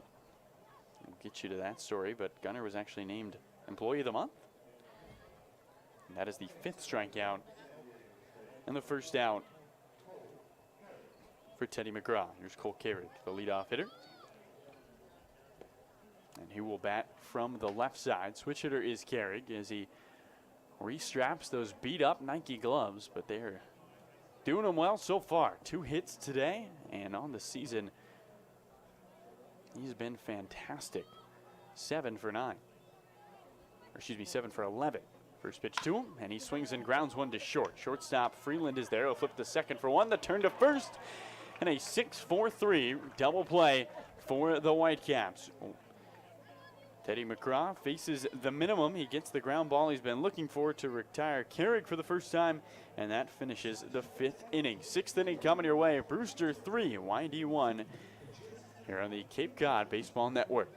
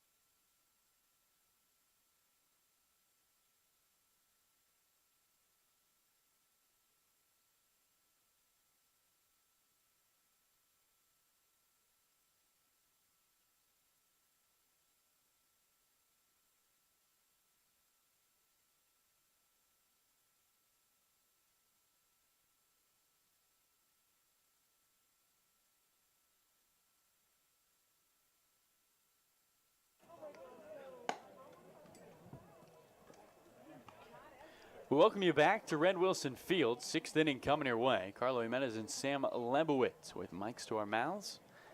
And the home opener here at Red Wilson Field after YD went on the road and tied Orleans to start the season and then lost to Brewster yesterday. They're still looking for their first win of 2022, down 3-1 as we begin the 6th. It's the left-handed bat of Cameron Leary. For the Whitecaps, Chris Bowe still on the mound. He kicks and deals, and Leary looks at a fastball that's well above the zone. 1 ball and no strikes. Well, a home game here, and that means we have a trivia in the 6th inning, Sam. Time for a 6th inning trivia contest as the 1-0 misses below the knees. And the count 2 balls and no strikes. Slider does not drop in. 6th inning trivia is brought to you by Coxswain Media and Pixie 103, Cape Cod's Rock. Here's the 2-0 and a swing and a fly ball down the line and left. Left fielder Wells with a long run. He can't get there as it lands foul. We'll give you today's trivia question. Answer the question before the next home game by going to ydredsox.com/trivia. Answer correctly, and you'll be eligible to win an official YD Red Sox game jersey that is signed by the entire 2022 YD Red Sox team. And after this pitch, we'll get you today's trivia question. 2 balls and a strike with the bases empty and nobody out in the top of the 6th. Here it comes. Strike 2 nicks the outer edge. Change up there from Bowe. 2 balls and 2 strikes. Today's trivia question is, which former YD Red Sox pitcher is the only pitcher in MLB history to pitch in the World Series before he pitched in a regular season game? 2-2, check swing, did he go? Yes, according to third base umpire Mike Rabideau, and that is a strikeout for Bowe. He gets one to end the 5th, and now one to begin the 6th. The 4th for the future Arizona Wildcat, and there's one away. Don't forget to submit your answer at ydredsox.com/trivia. Good luck. I don't know about you, Carlo, but we won't reveal it on the air here because we got to give these people a chance to answer the question online before the next home game, but I know the answer. Here's the right-handed bat of Parks Harbor, who looks at a ball in the dirt. 1 ball and no strikes. I have no idea. At least I'm pretty sure I know the answer. So I'm glad one of us knows. 1 out, base is empty, 3-1 Brewster. Both the batter and the hitter now in the shade. 1-0 is a slider that misses low and away. 2 balls and no strikes. The only other fielder joining the shade is the lefty Mike Bovey. Everyone else sunbathe. Hopefully they put on sunscreen. Although the UV isn't very high at 6 o'clock as the 2-0 is clocked out to right field, a base hit. A knock there for Parks Harbor, who's having himself a nice afternoon as he adds another layer. That's his second hit. A double, now a single, and a runner on for the Brewster Whitecaps, who hold a 3-1 lead for Dylan Rogers.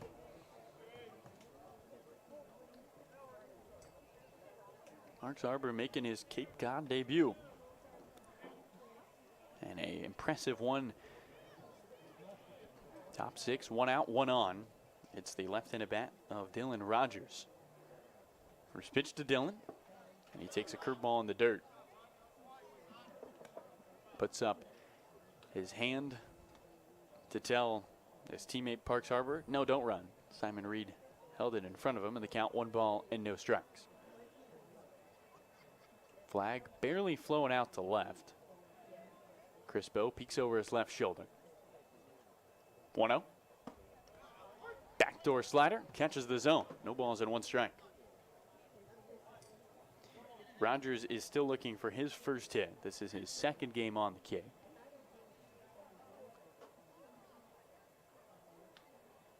One ball, 1 strike, 1 on, 1 out. A lot of singletons on the board. 3-1 Brewster leads here in the 6th. 1-1, curveball, swing and a miss. And the count, a ball and 2 strikes to the lefty Rogers. Rogers, who didn't begin his collegiate career at Appalachian State. Started with community college before then. Bounces the bat off his left shoulder, 1-2. Swing and a miss. Dirty slider runs into the lefty, and he ends up with air. Another strikeout here for Chris Bowe, who's got a chance to strike out the side. That is his 5th. And here is Joaquin Monque, the right-handed batter.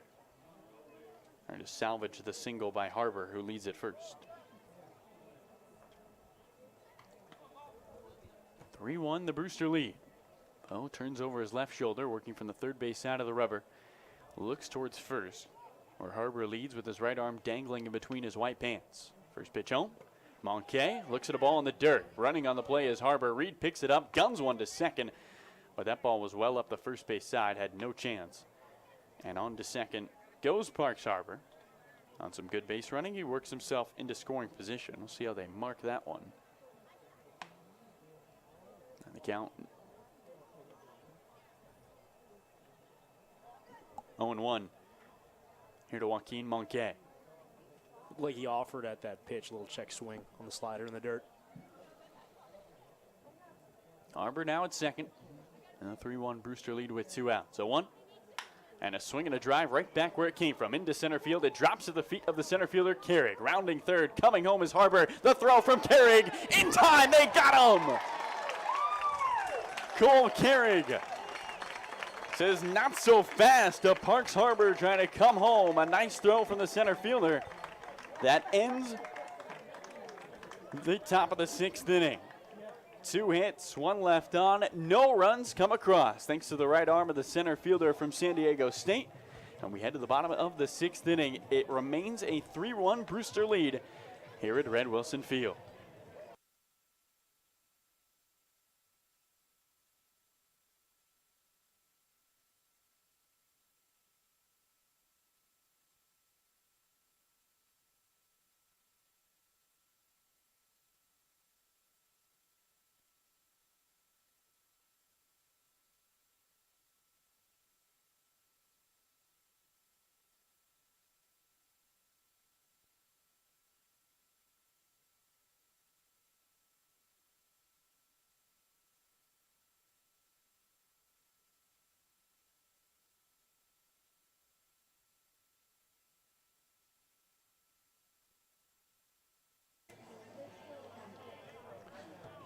No summer in YD Nation would be complete without our youth baseball clinics, where boys and girls ages 5 and up can learn the game of baseball, the importance of sportsmanship. Kids can get to master the fundamentals of the game and sharpen their skills in a fun baseball camp topped by Coach Pickler and the future major leaguers on our roster. For more information, go to ydredsox.com/clinics. This year, youth baseball clinics are proudly sponsored by the Salty Dog Group of Keller Williams Realty, MP Sport Cards, and Giordino's Family Restaurant. The Yarmouth Dennis Red Sox and all the kids thank you. Bottom 6 coming your way, 3-1. Brewster leads at YD. Sam, you think I could get in on one of the summer clinics, or is there an age limit? Well, are you trying to hone some of your skills on the baseball field, Garland? I mean, I'm just trying to learn a little bit. Could improve the skills behind the microphone? Yeah. Have a better idea of how the things work on the field, perhaps? That would definitely help. It says 5 and up. Mike Bovey digs in. Left-handed batter. It'll be 2-3-4 for the Red Sox, looking for their first win of 2022 and their home opener this afternoon at Dennis Yarmouth High School. First pitch on the way, and a fastball misses low. The count 1 ball and no strikes. Teddy McGraw still on the mound. He's been terrific. 1 run allowed, 3 hits. Here's 1-0. There's a breaking ball that misses low in, and the count 2 balls and no strikes. Bovey singled in his first at-bat. 2 of the 3 hits against McGraw came in that first inning, in which YD scored their lone run. 2-0. Bovey takes low.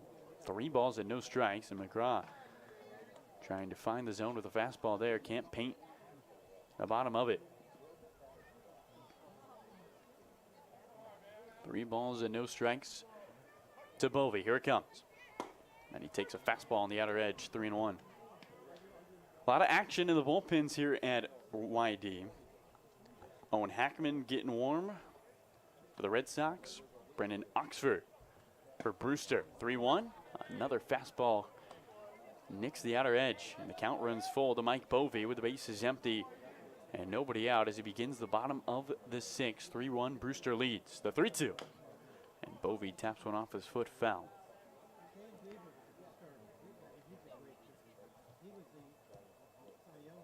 Mike, who has been fantastic every summer he has played in as a collegiate hitter, before his freshman year at Omaha, spent the summer with the Hastings Sodbusters of the Northwoods League. 3-2, and that fastball misses away. 3 balls and 2 strikes, and a walk to Bovey on the full count. He reaches for the second time. We'll finish up with Bovey here quickly. Played with the Sodbusters, hit .409, but Sam, only 3 of his hits were for extra bases. He added some power the next summer in the Northwoods Leagues with the Duluth Huskies, where he's named an All-Star, hit .342, and picked up 19 extra base hits, and hoping to duplicate those summer performances here on the Cape. Last summer, Mike actually homered in the Northwoods League All-Star game. Here is the right-handed bat of Jonathan Long with 1 out and nobody, 1 on and nobody out. First pitch, he fouls back to the screen. 3-1, Brewster leads. Flag quiet in left as the shadows invade the field of play. Starting to blanket the infield. Bovey leads at first. Long looking for hit number 1. He represents the tying run. 0-1, and he swings and misses at a curveball. And the count, no balls and 2 strikes.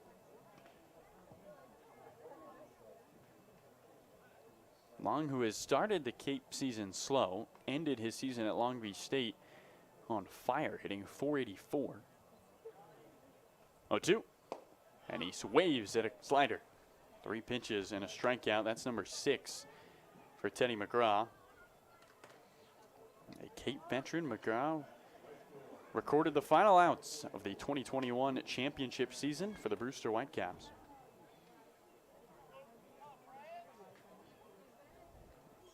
And now up comes Luke Franzoni. Right-handed bat, who with 1 swing of the bat can tie this game. This is a guy who could do it. Leading at first is Bovey with decent speed. Opening offering to Franzoni is a slider that moves away from him. And the count, 1 ball and no strikes.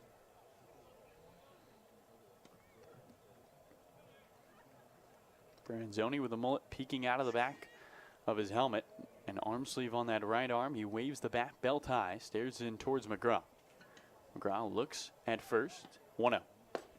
Fastball catches the outer part of the zone. 1 ball and 1 strike. That one just about thigh high.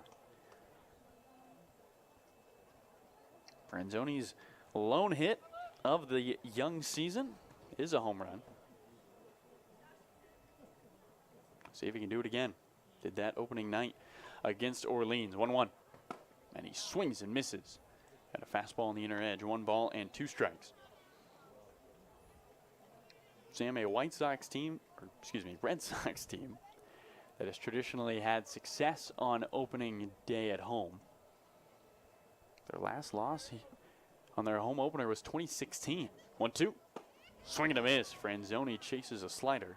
And that's another strikeout for McGraw, who, after giving up the leadoff walk to Bovee, has sat down 2 in a row via the K. He's got 7 of them in his first start of the 2022 season. Carlo, you might not want to replicate the opening day results from 2016, but you certainly want to replicate the overall results from 2016. Of course, that's the last time the Red Sox hoisted a trophy. If an home opening loss means a championship trophy, I'll take it. 2 outs, 1 on. Here's Caden Connor. 3-1 Brewster leads. Tying run at the plate in the bottom of the 6th inning. Red Sox looking for their first win of 2022. The opening offering is a fastball that misses away here to Caden Connor.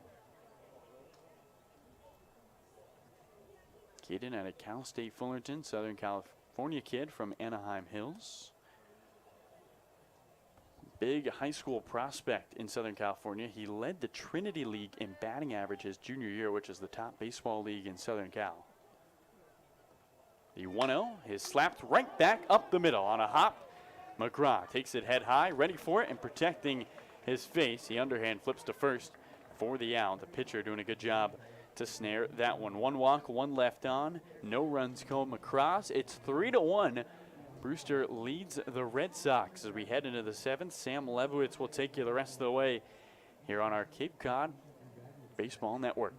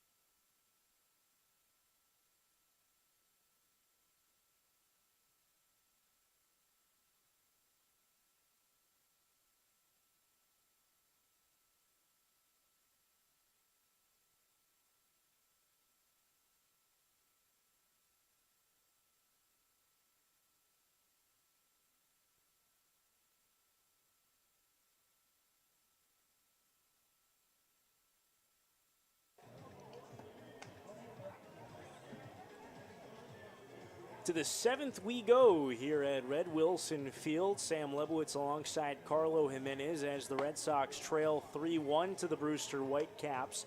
And it's a new arm on the bump for the Red Sox, a pitcher we haven't seen yet this season, a right-hander from Loyola Marymount University out in California by the name of Owen Hackman. Hackman this season, a strong season. Pitched to a 2.68 ERA across 21 relief outings. He saved 5 ball games. And he did not allow a run over his final 16 1/3 innings over the course of 7 outings for LMU.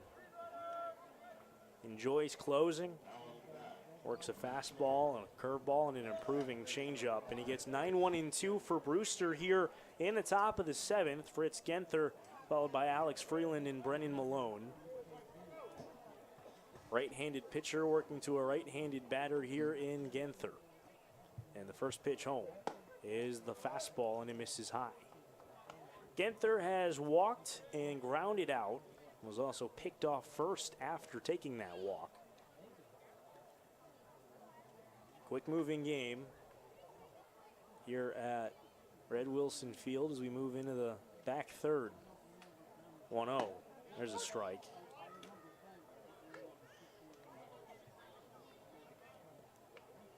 Hackman and an ERA approaching 6 as a freshman, and halved that to the 2.68 he pitched to this year. 1-1. Swing and a miss, high fastball. That ERA led LMU. And opponents hit just 194 against him out in the West Coast Conference. Career year from the LA native pitching for a hometown school. 1-2. Missed high. Only gave up 4 home runs this season. Struck out 51 in 43 2/3 innings. Making his first appearance out of the bullpen for the Red Sox. 2-2 to Genther. Curveball. Misses high. Count runs full.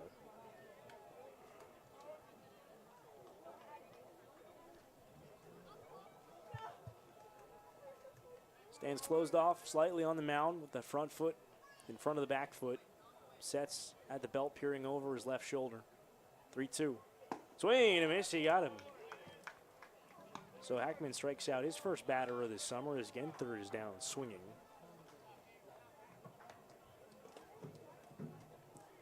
Brings up Alex Freeland, who started this game with a bang with a leadoff home run, has since popped out to the first baseman, Caden Connor, and struck out looking. Pitching has been impressive today, Sam. 10 strikeouts by the staff so far. Chris Bowe just finished 3 innings of work, struck out 6 as the first one to Freeland pulled up the right field line and foul. Garrett Gaines went 3+, gave up 3 hits, 3 runs, walked 4, struck out 4. Bit of a tight strike zone behind the dish for Tim Carey, the home plate umpire. And Gaines was mostly around the plate, but did walk those 4 batters. 0-1 to Freeland.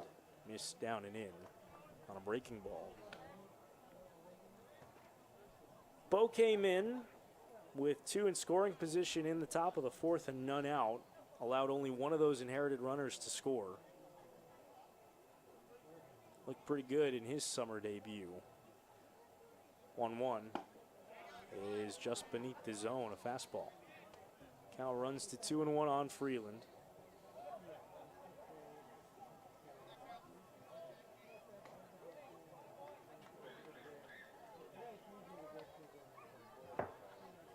Left-hand hitting shortstop on a 2-1.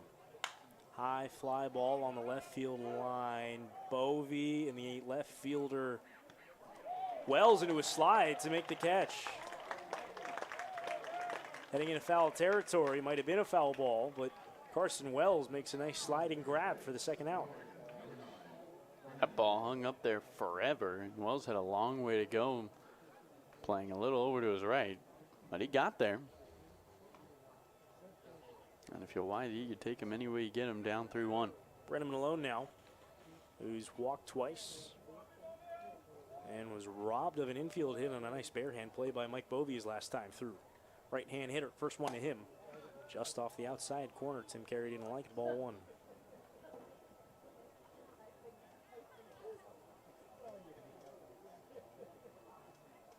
Malone a home run in yesterday's ball game between these two teams over at Stony Brook Elementary. On a 1-0. Rolled to the left side. Mike Bovee comes and cuts it off and throws him out to end the inning. A 1-2-3 inning for Owen Hackman in his summer debut. It's stretch time here at Red Wilson Field with the Red Sox trailing the Brewster Whitecaps 3-1. We'll be right back on the Cape Cod Baseball Network.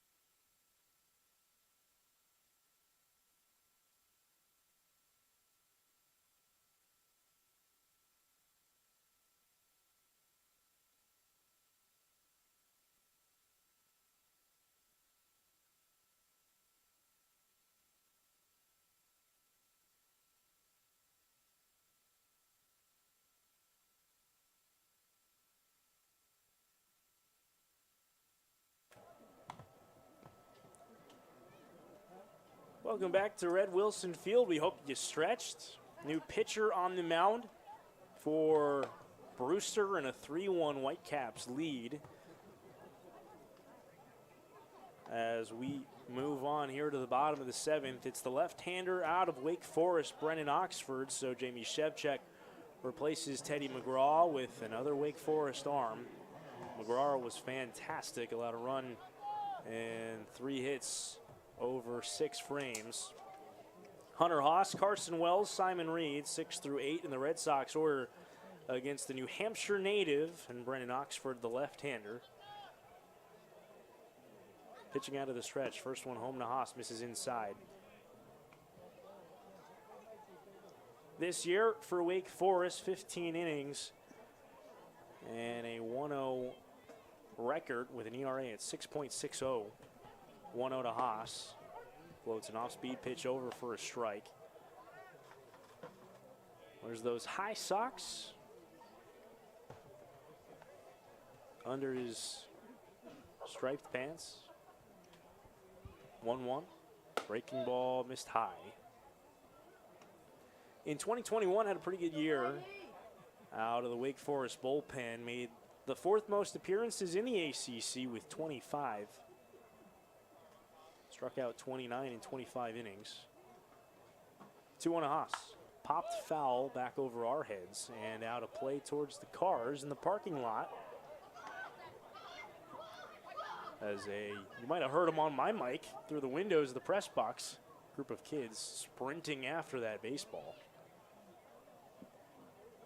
Some fans like to camp out in the parking lot here at Dennis Yarmouth High School, waiting for balls to come back out of play.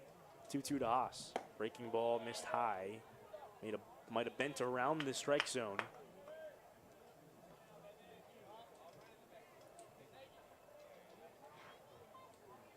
In high school, he was the Gatorade Player of the Year for New Hampshire. Threw 4 straight no-hitters. 3-2 is fouled off Haas's foot. 4 straight no-hitters in high school. That's insane. He threw 30 2/3 consecutive hitless innings. It's hard enough to get 27 outs without allowing a hit. He got more than 27 consecutive innings without allowing a hit. That is unbelievable. He was the 3rd-ranked prospect coming out of New Hampshire in 2019. 3-2 again. Clocked out towards left, moving over towards the line is Rogers, and he gets by him and goes to the wall. And Hunter Haas will start things off here in the 7th with a leadoff double. And Rogers, a poor angle on that one. He tried to come in on it and didn't really have a shot. The ball went right by him. But as you mentioned, Sam, that's a good start. And now here's the tying run at the plate. It's the first extra base hit of the game for the Red Sox, as we'll have a pinch hitter here as William Hameter will bat for Carson Wells. Hameter out of Alabama, starting today off the bench, but has started the first 2 games of the season for the Red Sox. Played left on opening night, played right yesterday. He's 1 out of 8 so far, but a nice bounce back game with a hit and a walk yesterday after striking out 4 times on opening night. Left on left here, first pitch to Hameter in the dirt, but a nice block by Monkey.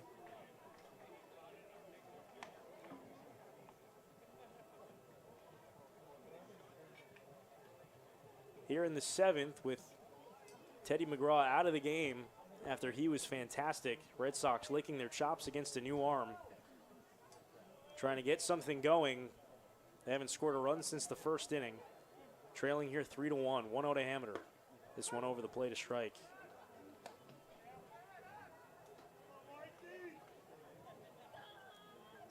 Hameter for Alabama this year was kept out with an injury at the beginning of the season until the beginning of April. Hit .283 on the season. 1-1. Slider just missed away.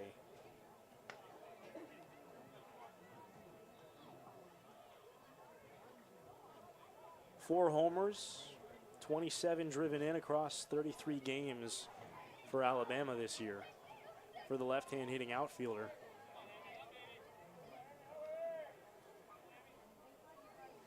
Two on. High fly ball into center. Starting in now, moving back is Tatro, and he makes the running catch towards the fence. Tagging, heading to third is Hunter Haas. He'll make it with a slide. So productive out for William Hamiter, as Brewster's going to check in on second, see if he tagged early. He didn't. Field umpire Jeff Merzel with a safe call. So Haas safely advancing to third here now with one out.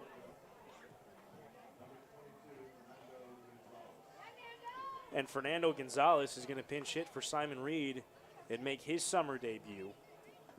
Mentioned him earlier. He was activated today for YD, a returner, appeared in 2 games last summer for the Red Sox.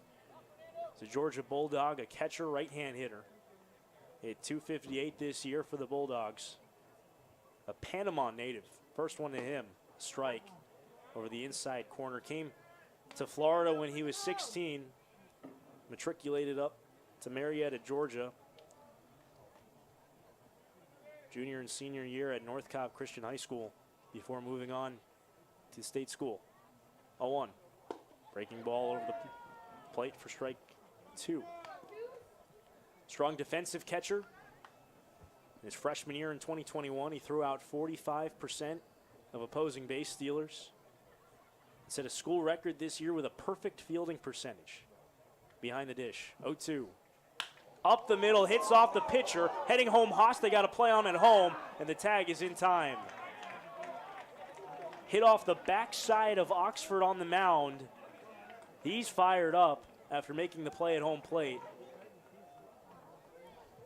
And he's smiling this one off. It hit off his backside on his pant leg. Bounced back towards the plate. Hunter Haas was moving on contact on the line drive. And it was a fairly easy play on a short toss from Oxford to the catcher, Joaquin Munke, and Haas out at home. Gonzalez now aboard on at first with 2 down, and Gunnar Goldsmith the batter. Well, Sam, squats are good for the legs, but sometimes they also save runs.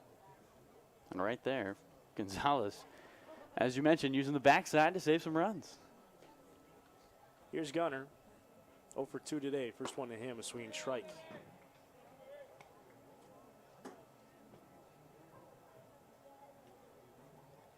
This is a fielder's choice 1-2 in your scorecard, with Haas being thrown out at home. 0-1. Breaking ball over the outside corner, a strike. So the Red Sox, after a leadoff double, chance to do away with another run-scoring chance with Haas being thrown out at home. Now a runner on first and 2 out. Tying run at the plate, though, in Gunnar Goldsmith in a 3-1 game here in the bottom of the 7th. First to check on Gonzalez, and the throw goes away, and it's going to go out of play, and Gonzalez will get the extra base. So that'll help somewhat. A runner in scoring position now for the Red Sox with 2 out. On an 0-2 count to Gunnar Goldsmith. That's an E1 on the pickoff attempt. Switch hitter batting right in Gunnar Goldsmith against the left-handed Brennan Oxford. 0-2 home. Breaking ball missed up and away.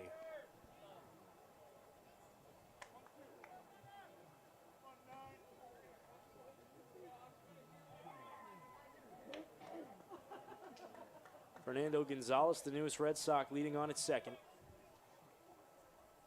Gunnar Goldsmith, the hitter, here with 2 out and a 1-2 count. The left-hander sets high. On its way. Chopped foul the other way. If Goldsmith can reach, it would bring the top of the Red Sox order back around in Cole Carrig.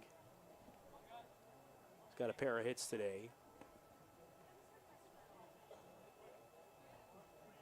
Red Sox just looking for the momentum builder. Just 1 run scoring hit with men on base. 1-2, up and away, a fastball. They've yet to convert in any of these situations now through the first 3 games of the season. All 3 now, including that Gonzalez fielder's choice, times that a runner has had a productive hit with runners in scoring position, they've been of the infield variety and haven't scored runs. 2-2. Swing and a miss. Got him swinging on a slider, running down and in. So Goldsmith, a strikeout victim, a leadoff double done away by the Red Sox. They fail to score yet again with men on base. To the 8th inning we go here at Red Wilson Field. The Red Sox trail the Whitecaps 3-1.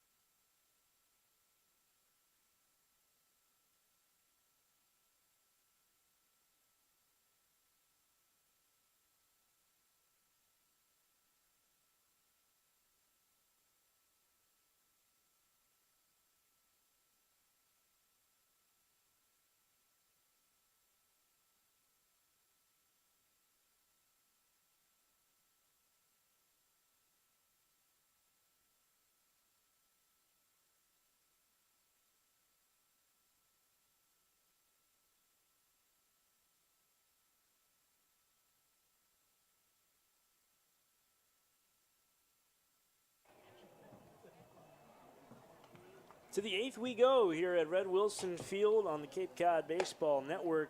Sam Lebowitz alongside Carlo Jimenez, bringing you through the later goings of this Red Sox home opener. They trail the Brewster Whitecaps 3-1.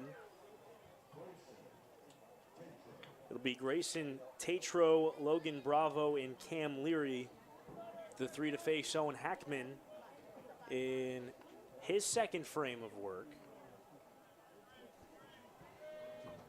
Hackman worked a 1-2-3 frame in the 7th. Looked good doing so. Here's Tatro. First one of the left-hand hitter is just beneath the zone for ball 1. Tatro today has 1 out of 3. That one was a key hit, a double that scored a run back in the 3rd for slugger out of Abilene Christian. 1-0 home. High fly ball out to left. That's the new left fielder, William Hamner, cutting back. A long way back to the track. At the fence, crashes into the wall. The ball's down for a hit. And heading to second with his second double of the game is Grayson Tatro. That ball almost snuck out. William Hamner might have gotten glove on it, but went in with the lead shoulder, the glove side shoulder, into that chain link fence in left center. Couldn't corral it. And Tatro with a leadoff 2-base play. They're going to actually give an error to William Hamner. That's a hang with him if you're William Hamner. So Tatro on at second.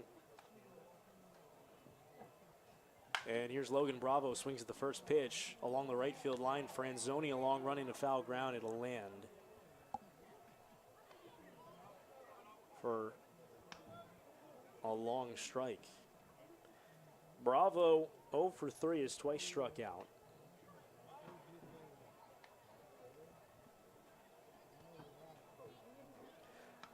Both pinch hitters for the Red Sox remain in the game. Fernando Gonzalez is behind the plate after pinch hitting for Simon Reed. You met William Hamner out in left field, who pinched for Carson Wells.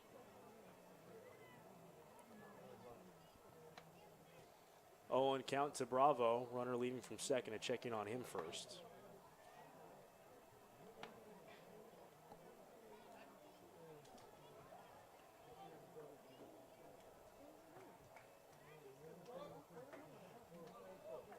Owen Hackman, one of 2 Loyola Marymount University products on this Red Sox roster to go along with Cole Roberts. 0-1 heading home. Check swing, he went. 0-2, another good breaking ball from Owen Hackman.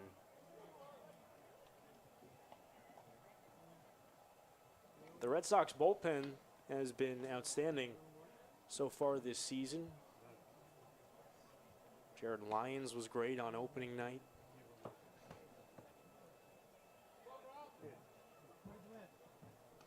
Saw a few different arms go last night. 0-2 home. Swing and a miss on a high fastball for strike 3. So Bravo, a strikeout victim for the 3rd time in this game. And he's set aside for the first out after the 2-base error. And Cameron Leary will hit.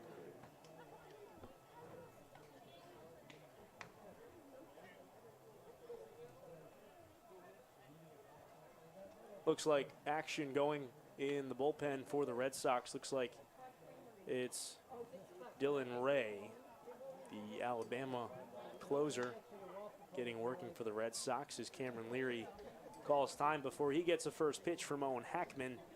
Leary has also twice struck out, but he also walked and scored in the 4th. Left-hand bat, a runner on second, 1 out. First one home. Outside corner, got him for strike 1. Parks Harbor, the on-deck hitter, as Boston College's Cam Leary bats. Hackman, again a closed set on the mound, sets at the belt, 0-1. There's a strike at the knees, a fastball.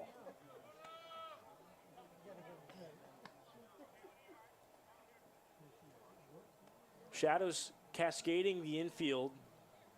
Everyone on the infield except for the first baseman, Caden Connor, is in shadow. The entire outfield still a sun field with Hammond, Carrick, and Franzoni baked in sunlight. 0-2, high fastball swing and a miss. He got him swinging again. Back-to-back strikeouts on back-to-back high fastballs for Owen Hackman. He's got his 3rd strikeout in relief now. And after that 2-base error to start the frame, a good bounce back to get the next 2 guys on strikes. Brings Parks Harbor to the plate, who's had a good day, 2 out of 3. A double and a single. Trying to bring home Grayson Tatro from second. Now a first one. Swings at it, fouls it back. The scouting report on Parks Harbor is that he likes to swing at the first pitch. He's done it a couple times today. Did in his last at bat when he singled.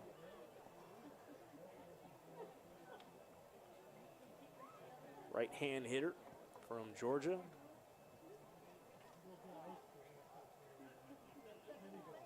Chatting it up with his teammate behind the dish and Fernando Gonzalez. 0-1. There's a strike on the outside corner. 0-2. Always fun when these guys get to play against their teammates that they play so much with at school.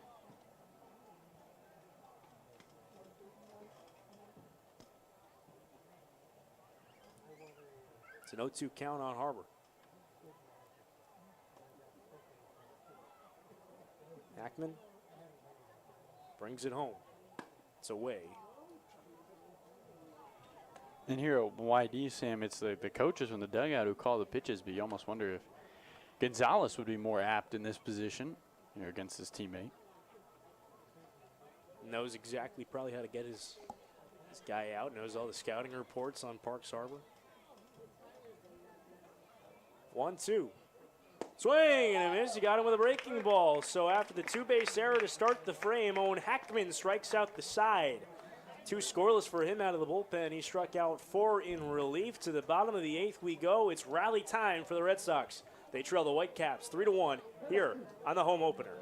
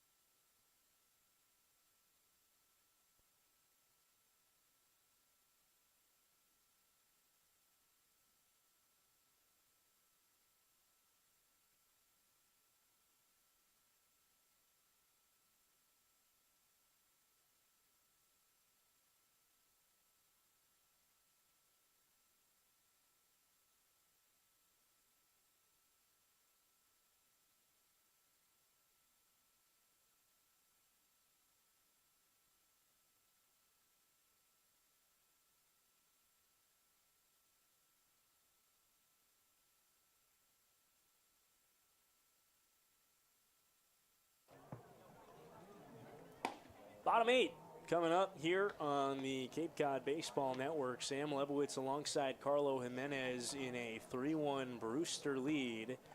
And the home opener for the Red Sox this summer at Red Wilson Field. Again, the offense been the issue for the Red Sox. They've got just 1 run on 4 hits in this game, and they'll take their swings against a new arm. It's Bucknell's right-hander Will Greer, son of a former big leaguer in Kenny Greer, who pitched in a couple of big league games in the 90s, never really stuck around, but 10 overall seasons in pro baseball between the Mets and Giants system. His son, a right-hander from Bucknell, sets and fires to Cole Carrig, who checks his swing on a ball heading down at his foot and did check it successfully for ball 1.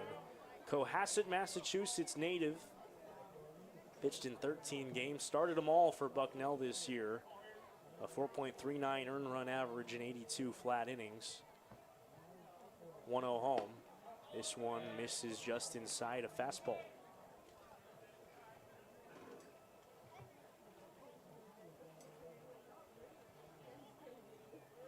Not only does he come from baseball bloodlines, he comes from athletic bloodlines in general. 2-0 home. That's an outside corner strike, a fastball. His sister Molly committed to play lacrosse at Wesleyan University. His mother, a pro horseback rider. So everyone in this family, this Greer family, has found their niche in athletics. 2-1. Down and in for ball 3. Cole Carrig in this game is 2 out of 3, both singles. He's stolen 2 bases. He scored here at the top of the YD order. Trying to, again, act as a spark plug for the Red Sox and get something going in the 8th. 3-1. Popped up, back out of play. Looked like he got a fastball to hit there. How do you go pro in horseback riding? That's impressive. Well, Carlo, I'm not an expert. No, I mean, it was a rhetorical question. If you do know, I'd be very impressed. I have no experience in broadcasting pro horseback riding. 3-2. Fouled left side out towards that low hill. Trio of young fans chasing after it. Still no clouds in the sky. Nice bright, high blue sky today. Mid-70s temperature that's stayed consistent all day. Sun's never been too strong. Now a 3-2 home to Carrig. Pulled right side, right at Parks Harbor, and race to the bag. He wins for the first out of the 8th. Carrig 2 for 4, brings up Mike Bovey here with 1 out. Bovey has singled and walked in 3 trips to the plate today, and 1 out of 2.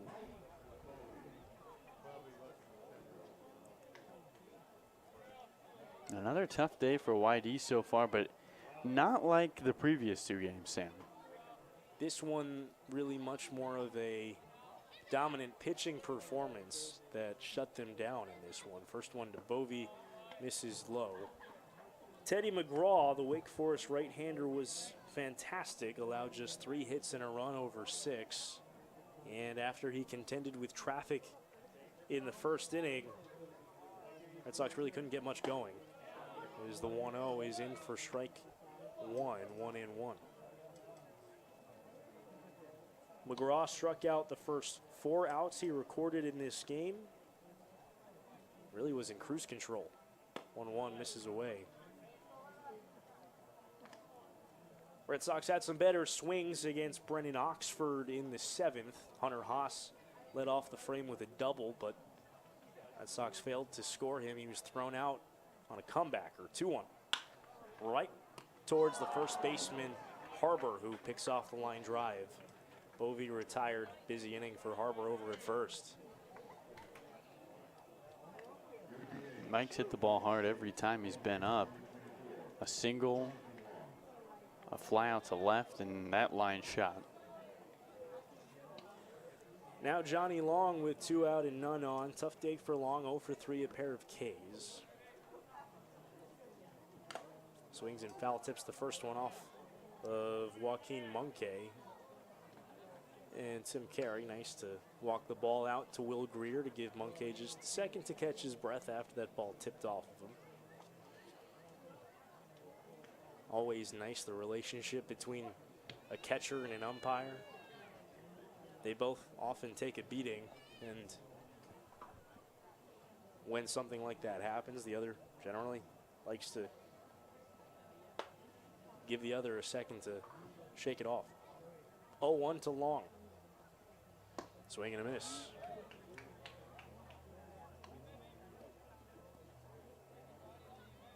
Red Sox running out of time here on opening day. The sun setting not really a factor at the moment. Looks like we'll have no problem getting all 9 in today, but only 4 outs to work with. 0-2. Missed away a slider. Long trying to get something going here with 2 outs in the 8th.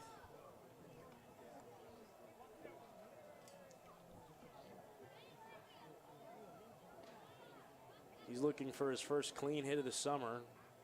Had an infield hit on opening day, nothing else. Chokes up a little here with 2 strikes, 1-2 home. Swing and a miss, chase the slider in the dirt. Nice block by Munke. He's got to throw to first to complete the play. He does. 2 in the inning. A 1-2-3 frame for Will Greer. The Bucknell right-hander shuts down the Red Sox in the 8th. To the 9th we go here at Red Wilson Field. The Red Sox trailing the reigning champion Brewster Whitecaps 3-1. We'll be right back.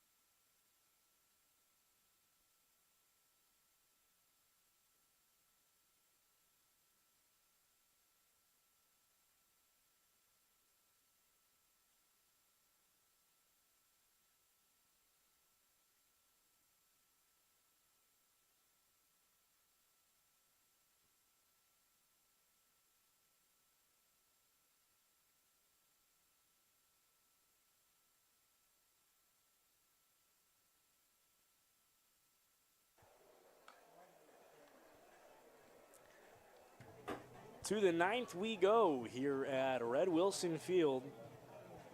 New arm for the Red Sox, trying to keep this game as a 3-1 Brewster lead.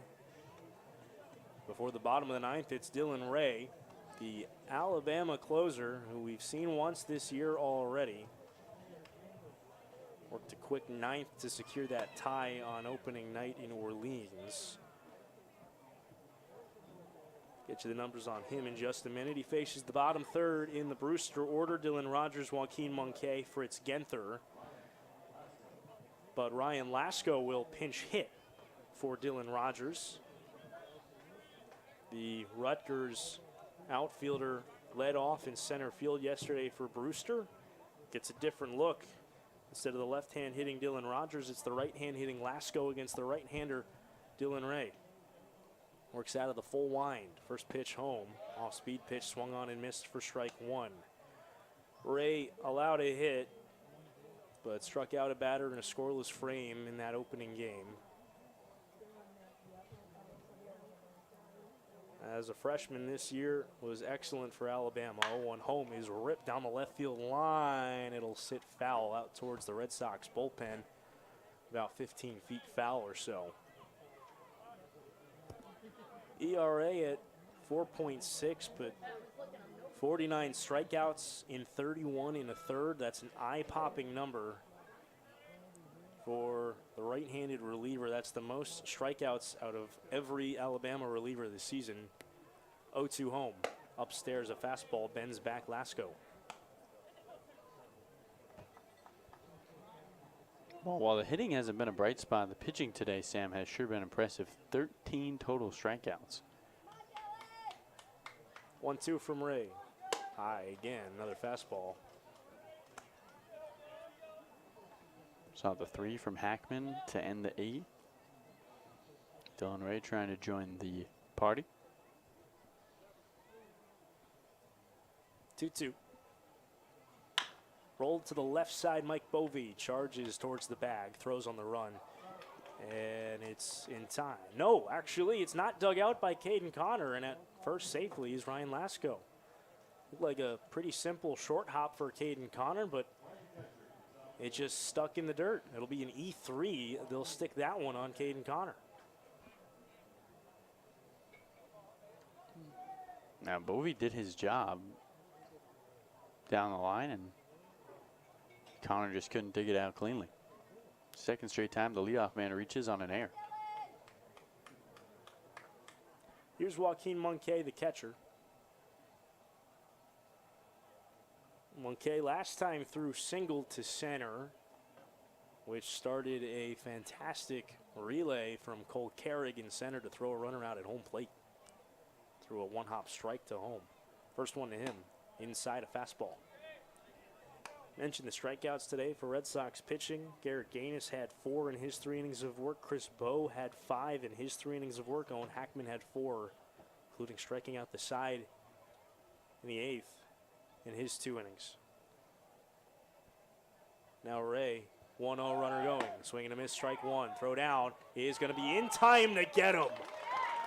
Fernando Gonzalez, welcome to Yarmouth. His first chance behind the dish.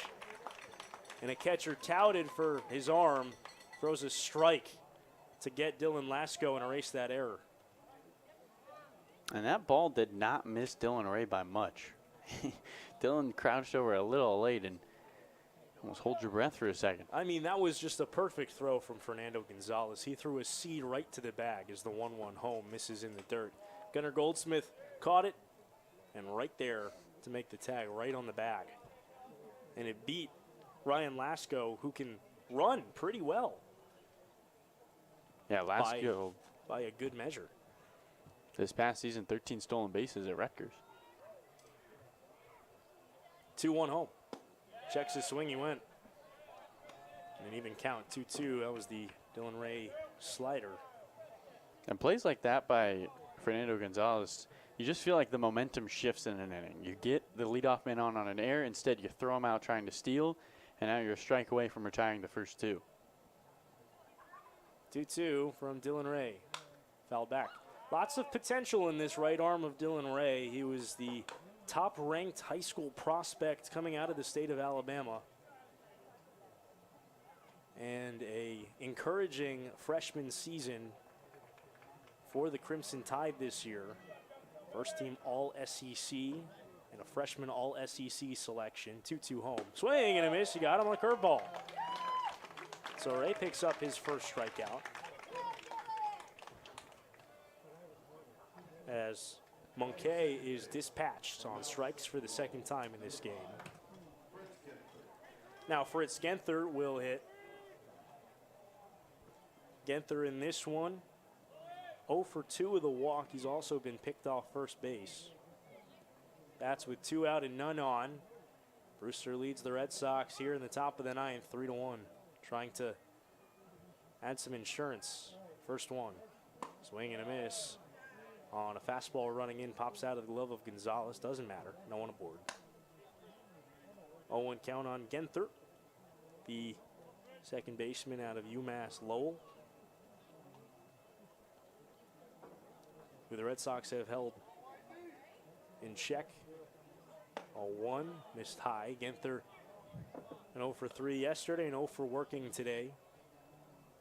If he can get aboard, Alex Freeland, who's homered and the leadoff hitter, is on deck. 1-1 count to the right-hand hitter. Swing and a miss. High fastball from Dylan Ray. And you see there's lots to like from Dylan Ray. You see why he's so well regarded at Alabama. Big pitcher's build, 6'3", 230. Wears his jersey a little loose and open top button. Tan glove, sets at the belt, full windup. 1-2. Just missed. Cal runs to 2-2 on Genther. That pitch just off the knees.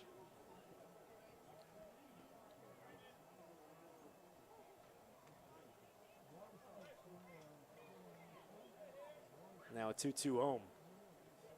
High pop-up right side. Caden Connor going back. Gunnar Goldsmith converging with him, who will call, and no one makes the catch. It goes off Caden Connor's glove in foul territory. See if they tack another error on Caden Connor. He got leather on it, kind of falling to his knees. Not an easy play, as Connor, Goldsmith, and Luke Franzoni got towards that ball in foul territory, but no one could squeeze it. And it looked like Goldsmith pulled away kind of at the last moment there, Sam. Looked like he might have had a better angle on it, but some miscommunication about maybe who was calling for that ball. Looked like both of them almost tried to catch it. Connor was the one who got leather on it. 2-2. Just missed high. Looked like Tim Carey flinched a little bit. Might have wanted to call that one for a half second. Doesn't matter, he didn't. It's a full count now on Fritz Genther.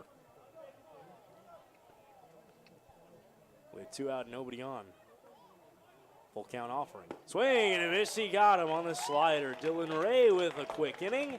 Pair of strikeouts for Dylan Ray. That's 15 strikeouts for Red Sox pitching in this game, but the offense has to do their job. Bottom 9 coming up. Red Sox trailing the Whitecaps 3-1 on the Cape Cod Baseball Network.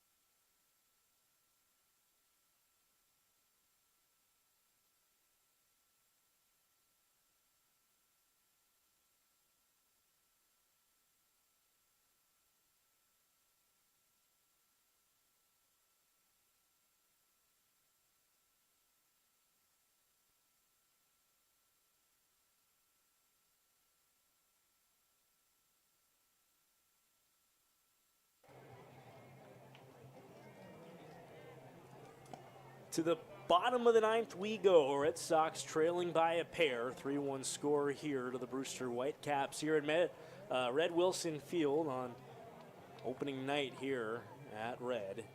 It's Patrick Copen, a new right-hander on the mound for Brewster. Out of Marshall, 6'6", out of Belpre, Ohio. Just to a 5.83 earned run average across 63 and a third innings this year. Struck out 65. The Red Sox will try to get something going. They've got the middle of their order: Luke Franzoni, Caden Connor, and Hunter Haas, 4 through 6. If anyone gets on, William Hammeter. Franzoni, right on right, steps in. 0 for 3 today with a pair of Ks. trying to get something going for the Red Sox. First one, a slider, misses down and away from Kopin. Kopin, 6'6", 215. He wears size 16 shoes, a tall drink of water, wearing a green Marshall cap. 1-0. Swing and a miss, high fastball that Franzoni couldn't lay off. Whitecaps wear their school's caps instead of one uniform hat, and Kopin stands out among the rest. Bright green, 1-1. Fouled back. Celtics green, if you will.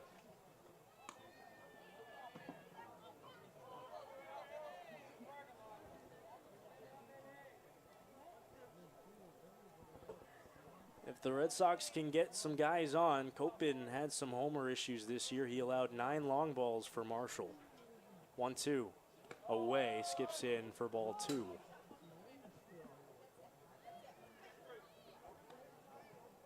This is it. Last chance to win this game for the Red Sox.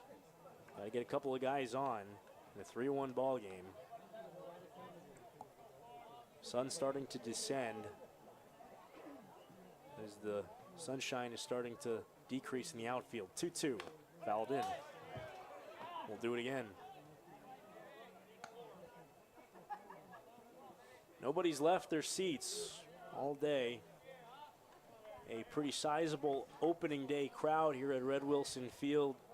Remains so. Fans sticking in for their Red Sox through all full 9 innings. 2-2.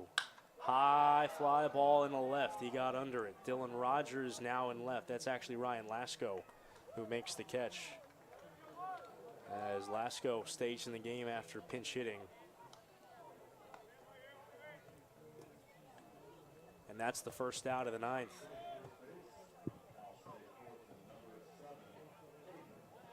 Now Caden Connor, 0 for 2 today. He walked. Left-hand hitter from Cal State Fullerton, trying to get a board, get a rally going for the Red Sox. The goal has to be to get William Hameter to the plate this inning, which means that the tying run would be able to bat. First one, misses low, a breaking ball from Kopin. Patrick Kopin's father played football at Virginia Tech, another pitcher with athletic bloodlines. Again, works out of the full windup, a starter in college. 1-0. Missed high, a fastball. Surely Connor will probably take another one. Needs to reach base by any means. Start a rally. A walk would do the trick. A home run, the same as a walk or a single in this case in a 2-run game in the 9th. 2-0, he squares to Bunny, takes a strike on the outside corner.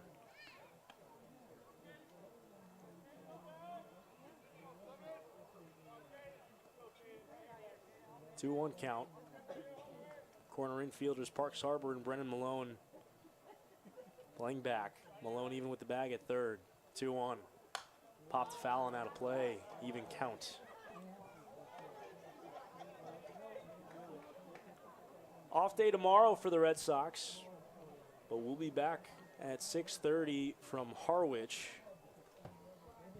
on Thursday, as the Red Sox will face the Mariners for the first time this season. Got to finish this one first. 2-2 in the dirt. Count runs full. Hunter Haas, who scorched a double his last time, the on-deck hitter. Red Sox have mustered just 4 hits in this game.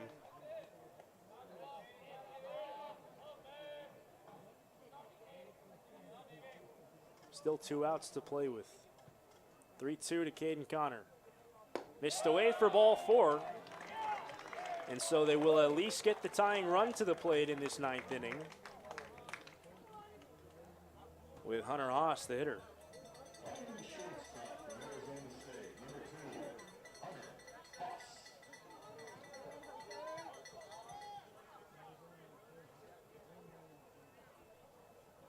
Hunter today, 1 out of 3 with that double. Didn't homer this year in an injury-plagued season for Arizona State. First pitch misses well away from Copen for ball one. Copen struggling to stay in rhythm here.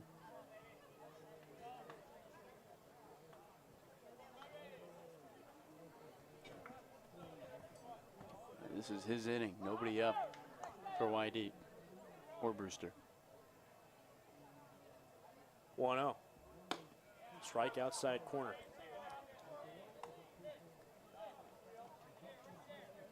The traditional closer for the Whitecaps, Dale Stanovich, pitched yesterday to close out that 3-0 Brewster win over the Red Sox, so out of commission today.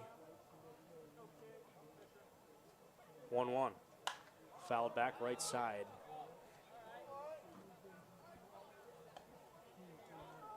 So a 1-2 count on Hunter Haas.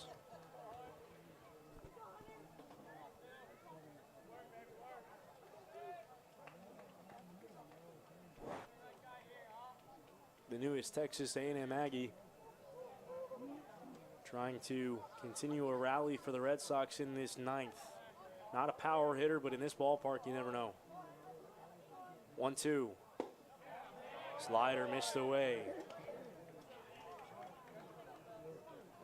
Back in his freshman season at Arizona State in 2021, Haas only homered twice in 214 at-bats.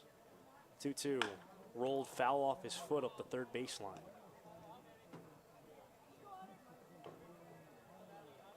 More gap-to-gap power than anything. Failed to homer in 30 games this year in a season in which he really struggled coming off an injury.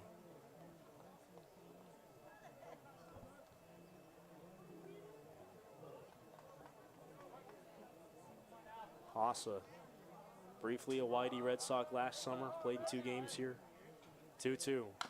Fouled off again. Good at bat working here for Haas.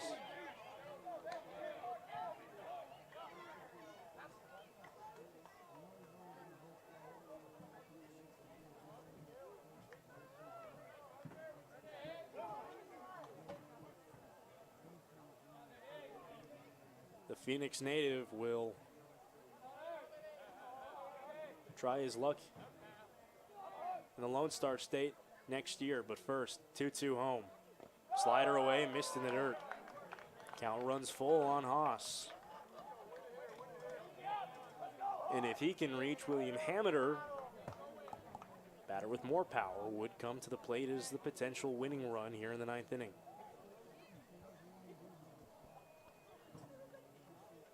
Right on right, 3-2. Copen deals. Rolled to the left side, backing up on it is Malone. Goes to second for 1. Safe! There is Caden Connor.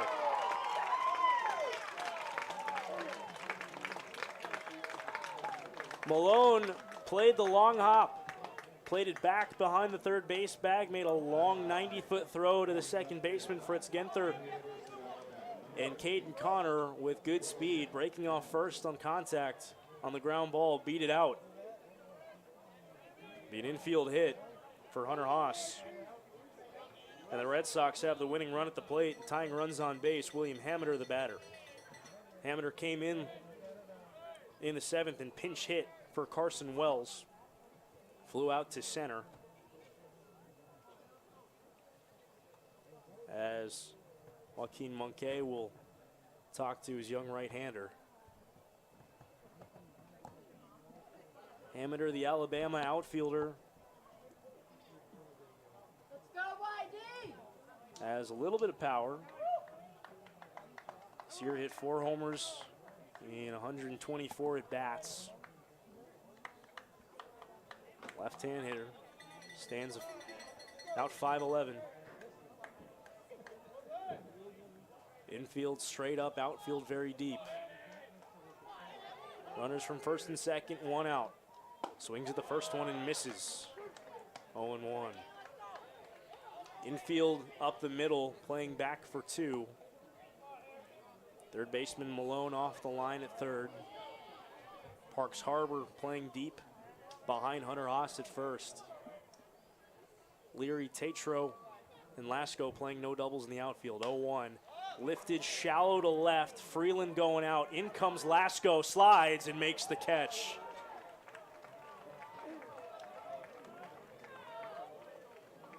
Ryan Lasco rather, with a wonderful sliding grab to rob William Hameter of a potential base hit. We saw a similar play earlier in this game which Freeland, the shortstop, couldn't corral the baseball. With the outfielders playing so deep, that was going to be a tough play for anyone. A nice job by Lasco. Fernando Gonzalez now hits with 2 on and 2 out. Winning run at the plate for YD, tying runs on base. First pitch, 2-hopper to second. Genther Fields flips to second in time. That'll do it.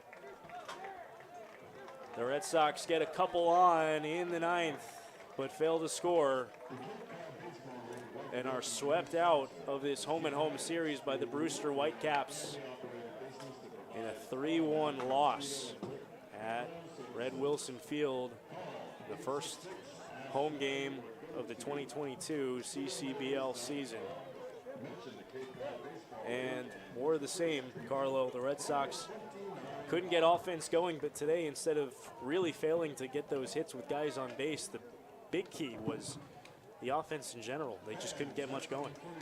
Yeah, I mean, you leave only 6 on base rather than the 10 the last 2 games, but you mentioned it, the real issue is the offense once again just unable to be scored with runners on. You get 2 hits in the first inning to begin the game, plus a walk, no runs come across. But I gotta give a tip of the cap to the pitching staff, who seem to really have it with them today. 15 total strikeouts. They made this Brewster bats look foolish at times, just unable to get enough runs for the win. Right now, Sam, we've played 3 games. Red Sox have yet to take a lead. They've yet to hit productively with runners in scoring position, and they've scored 5 runs over those 3 games, 4 of them coming in the opener. Yep, and after they hit 3 home runs in that opener, the bats have really gone quiet. The extra base hit by Hunter Haas today, the double, was the only extra base they hit in this game. And yes, the pitching was fantastic, but when 3 runs is enough to beat you, it's really, really hard for the pitchers to consistently do any better than that.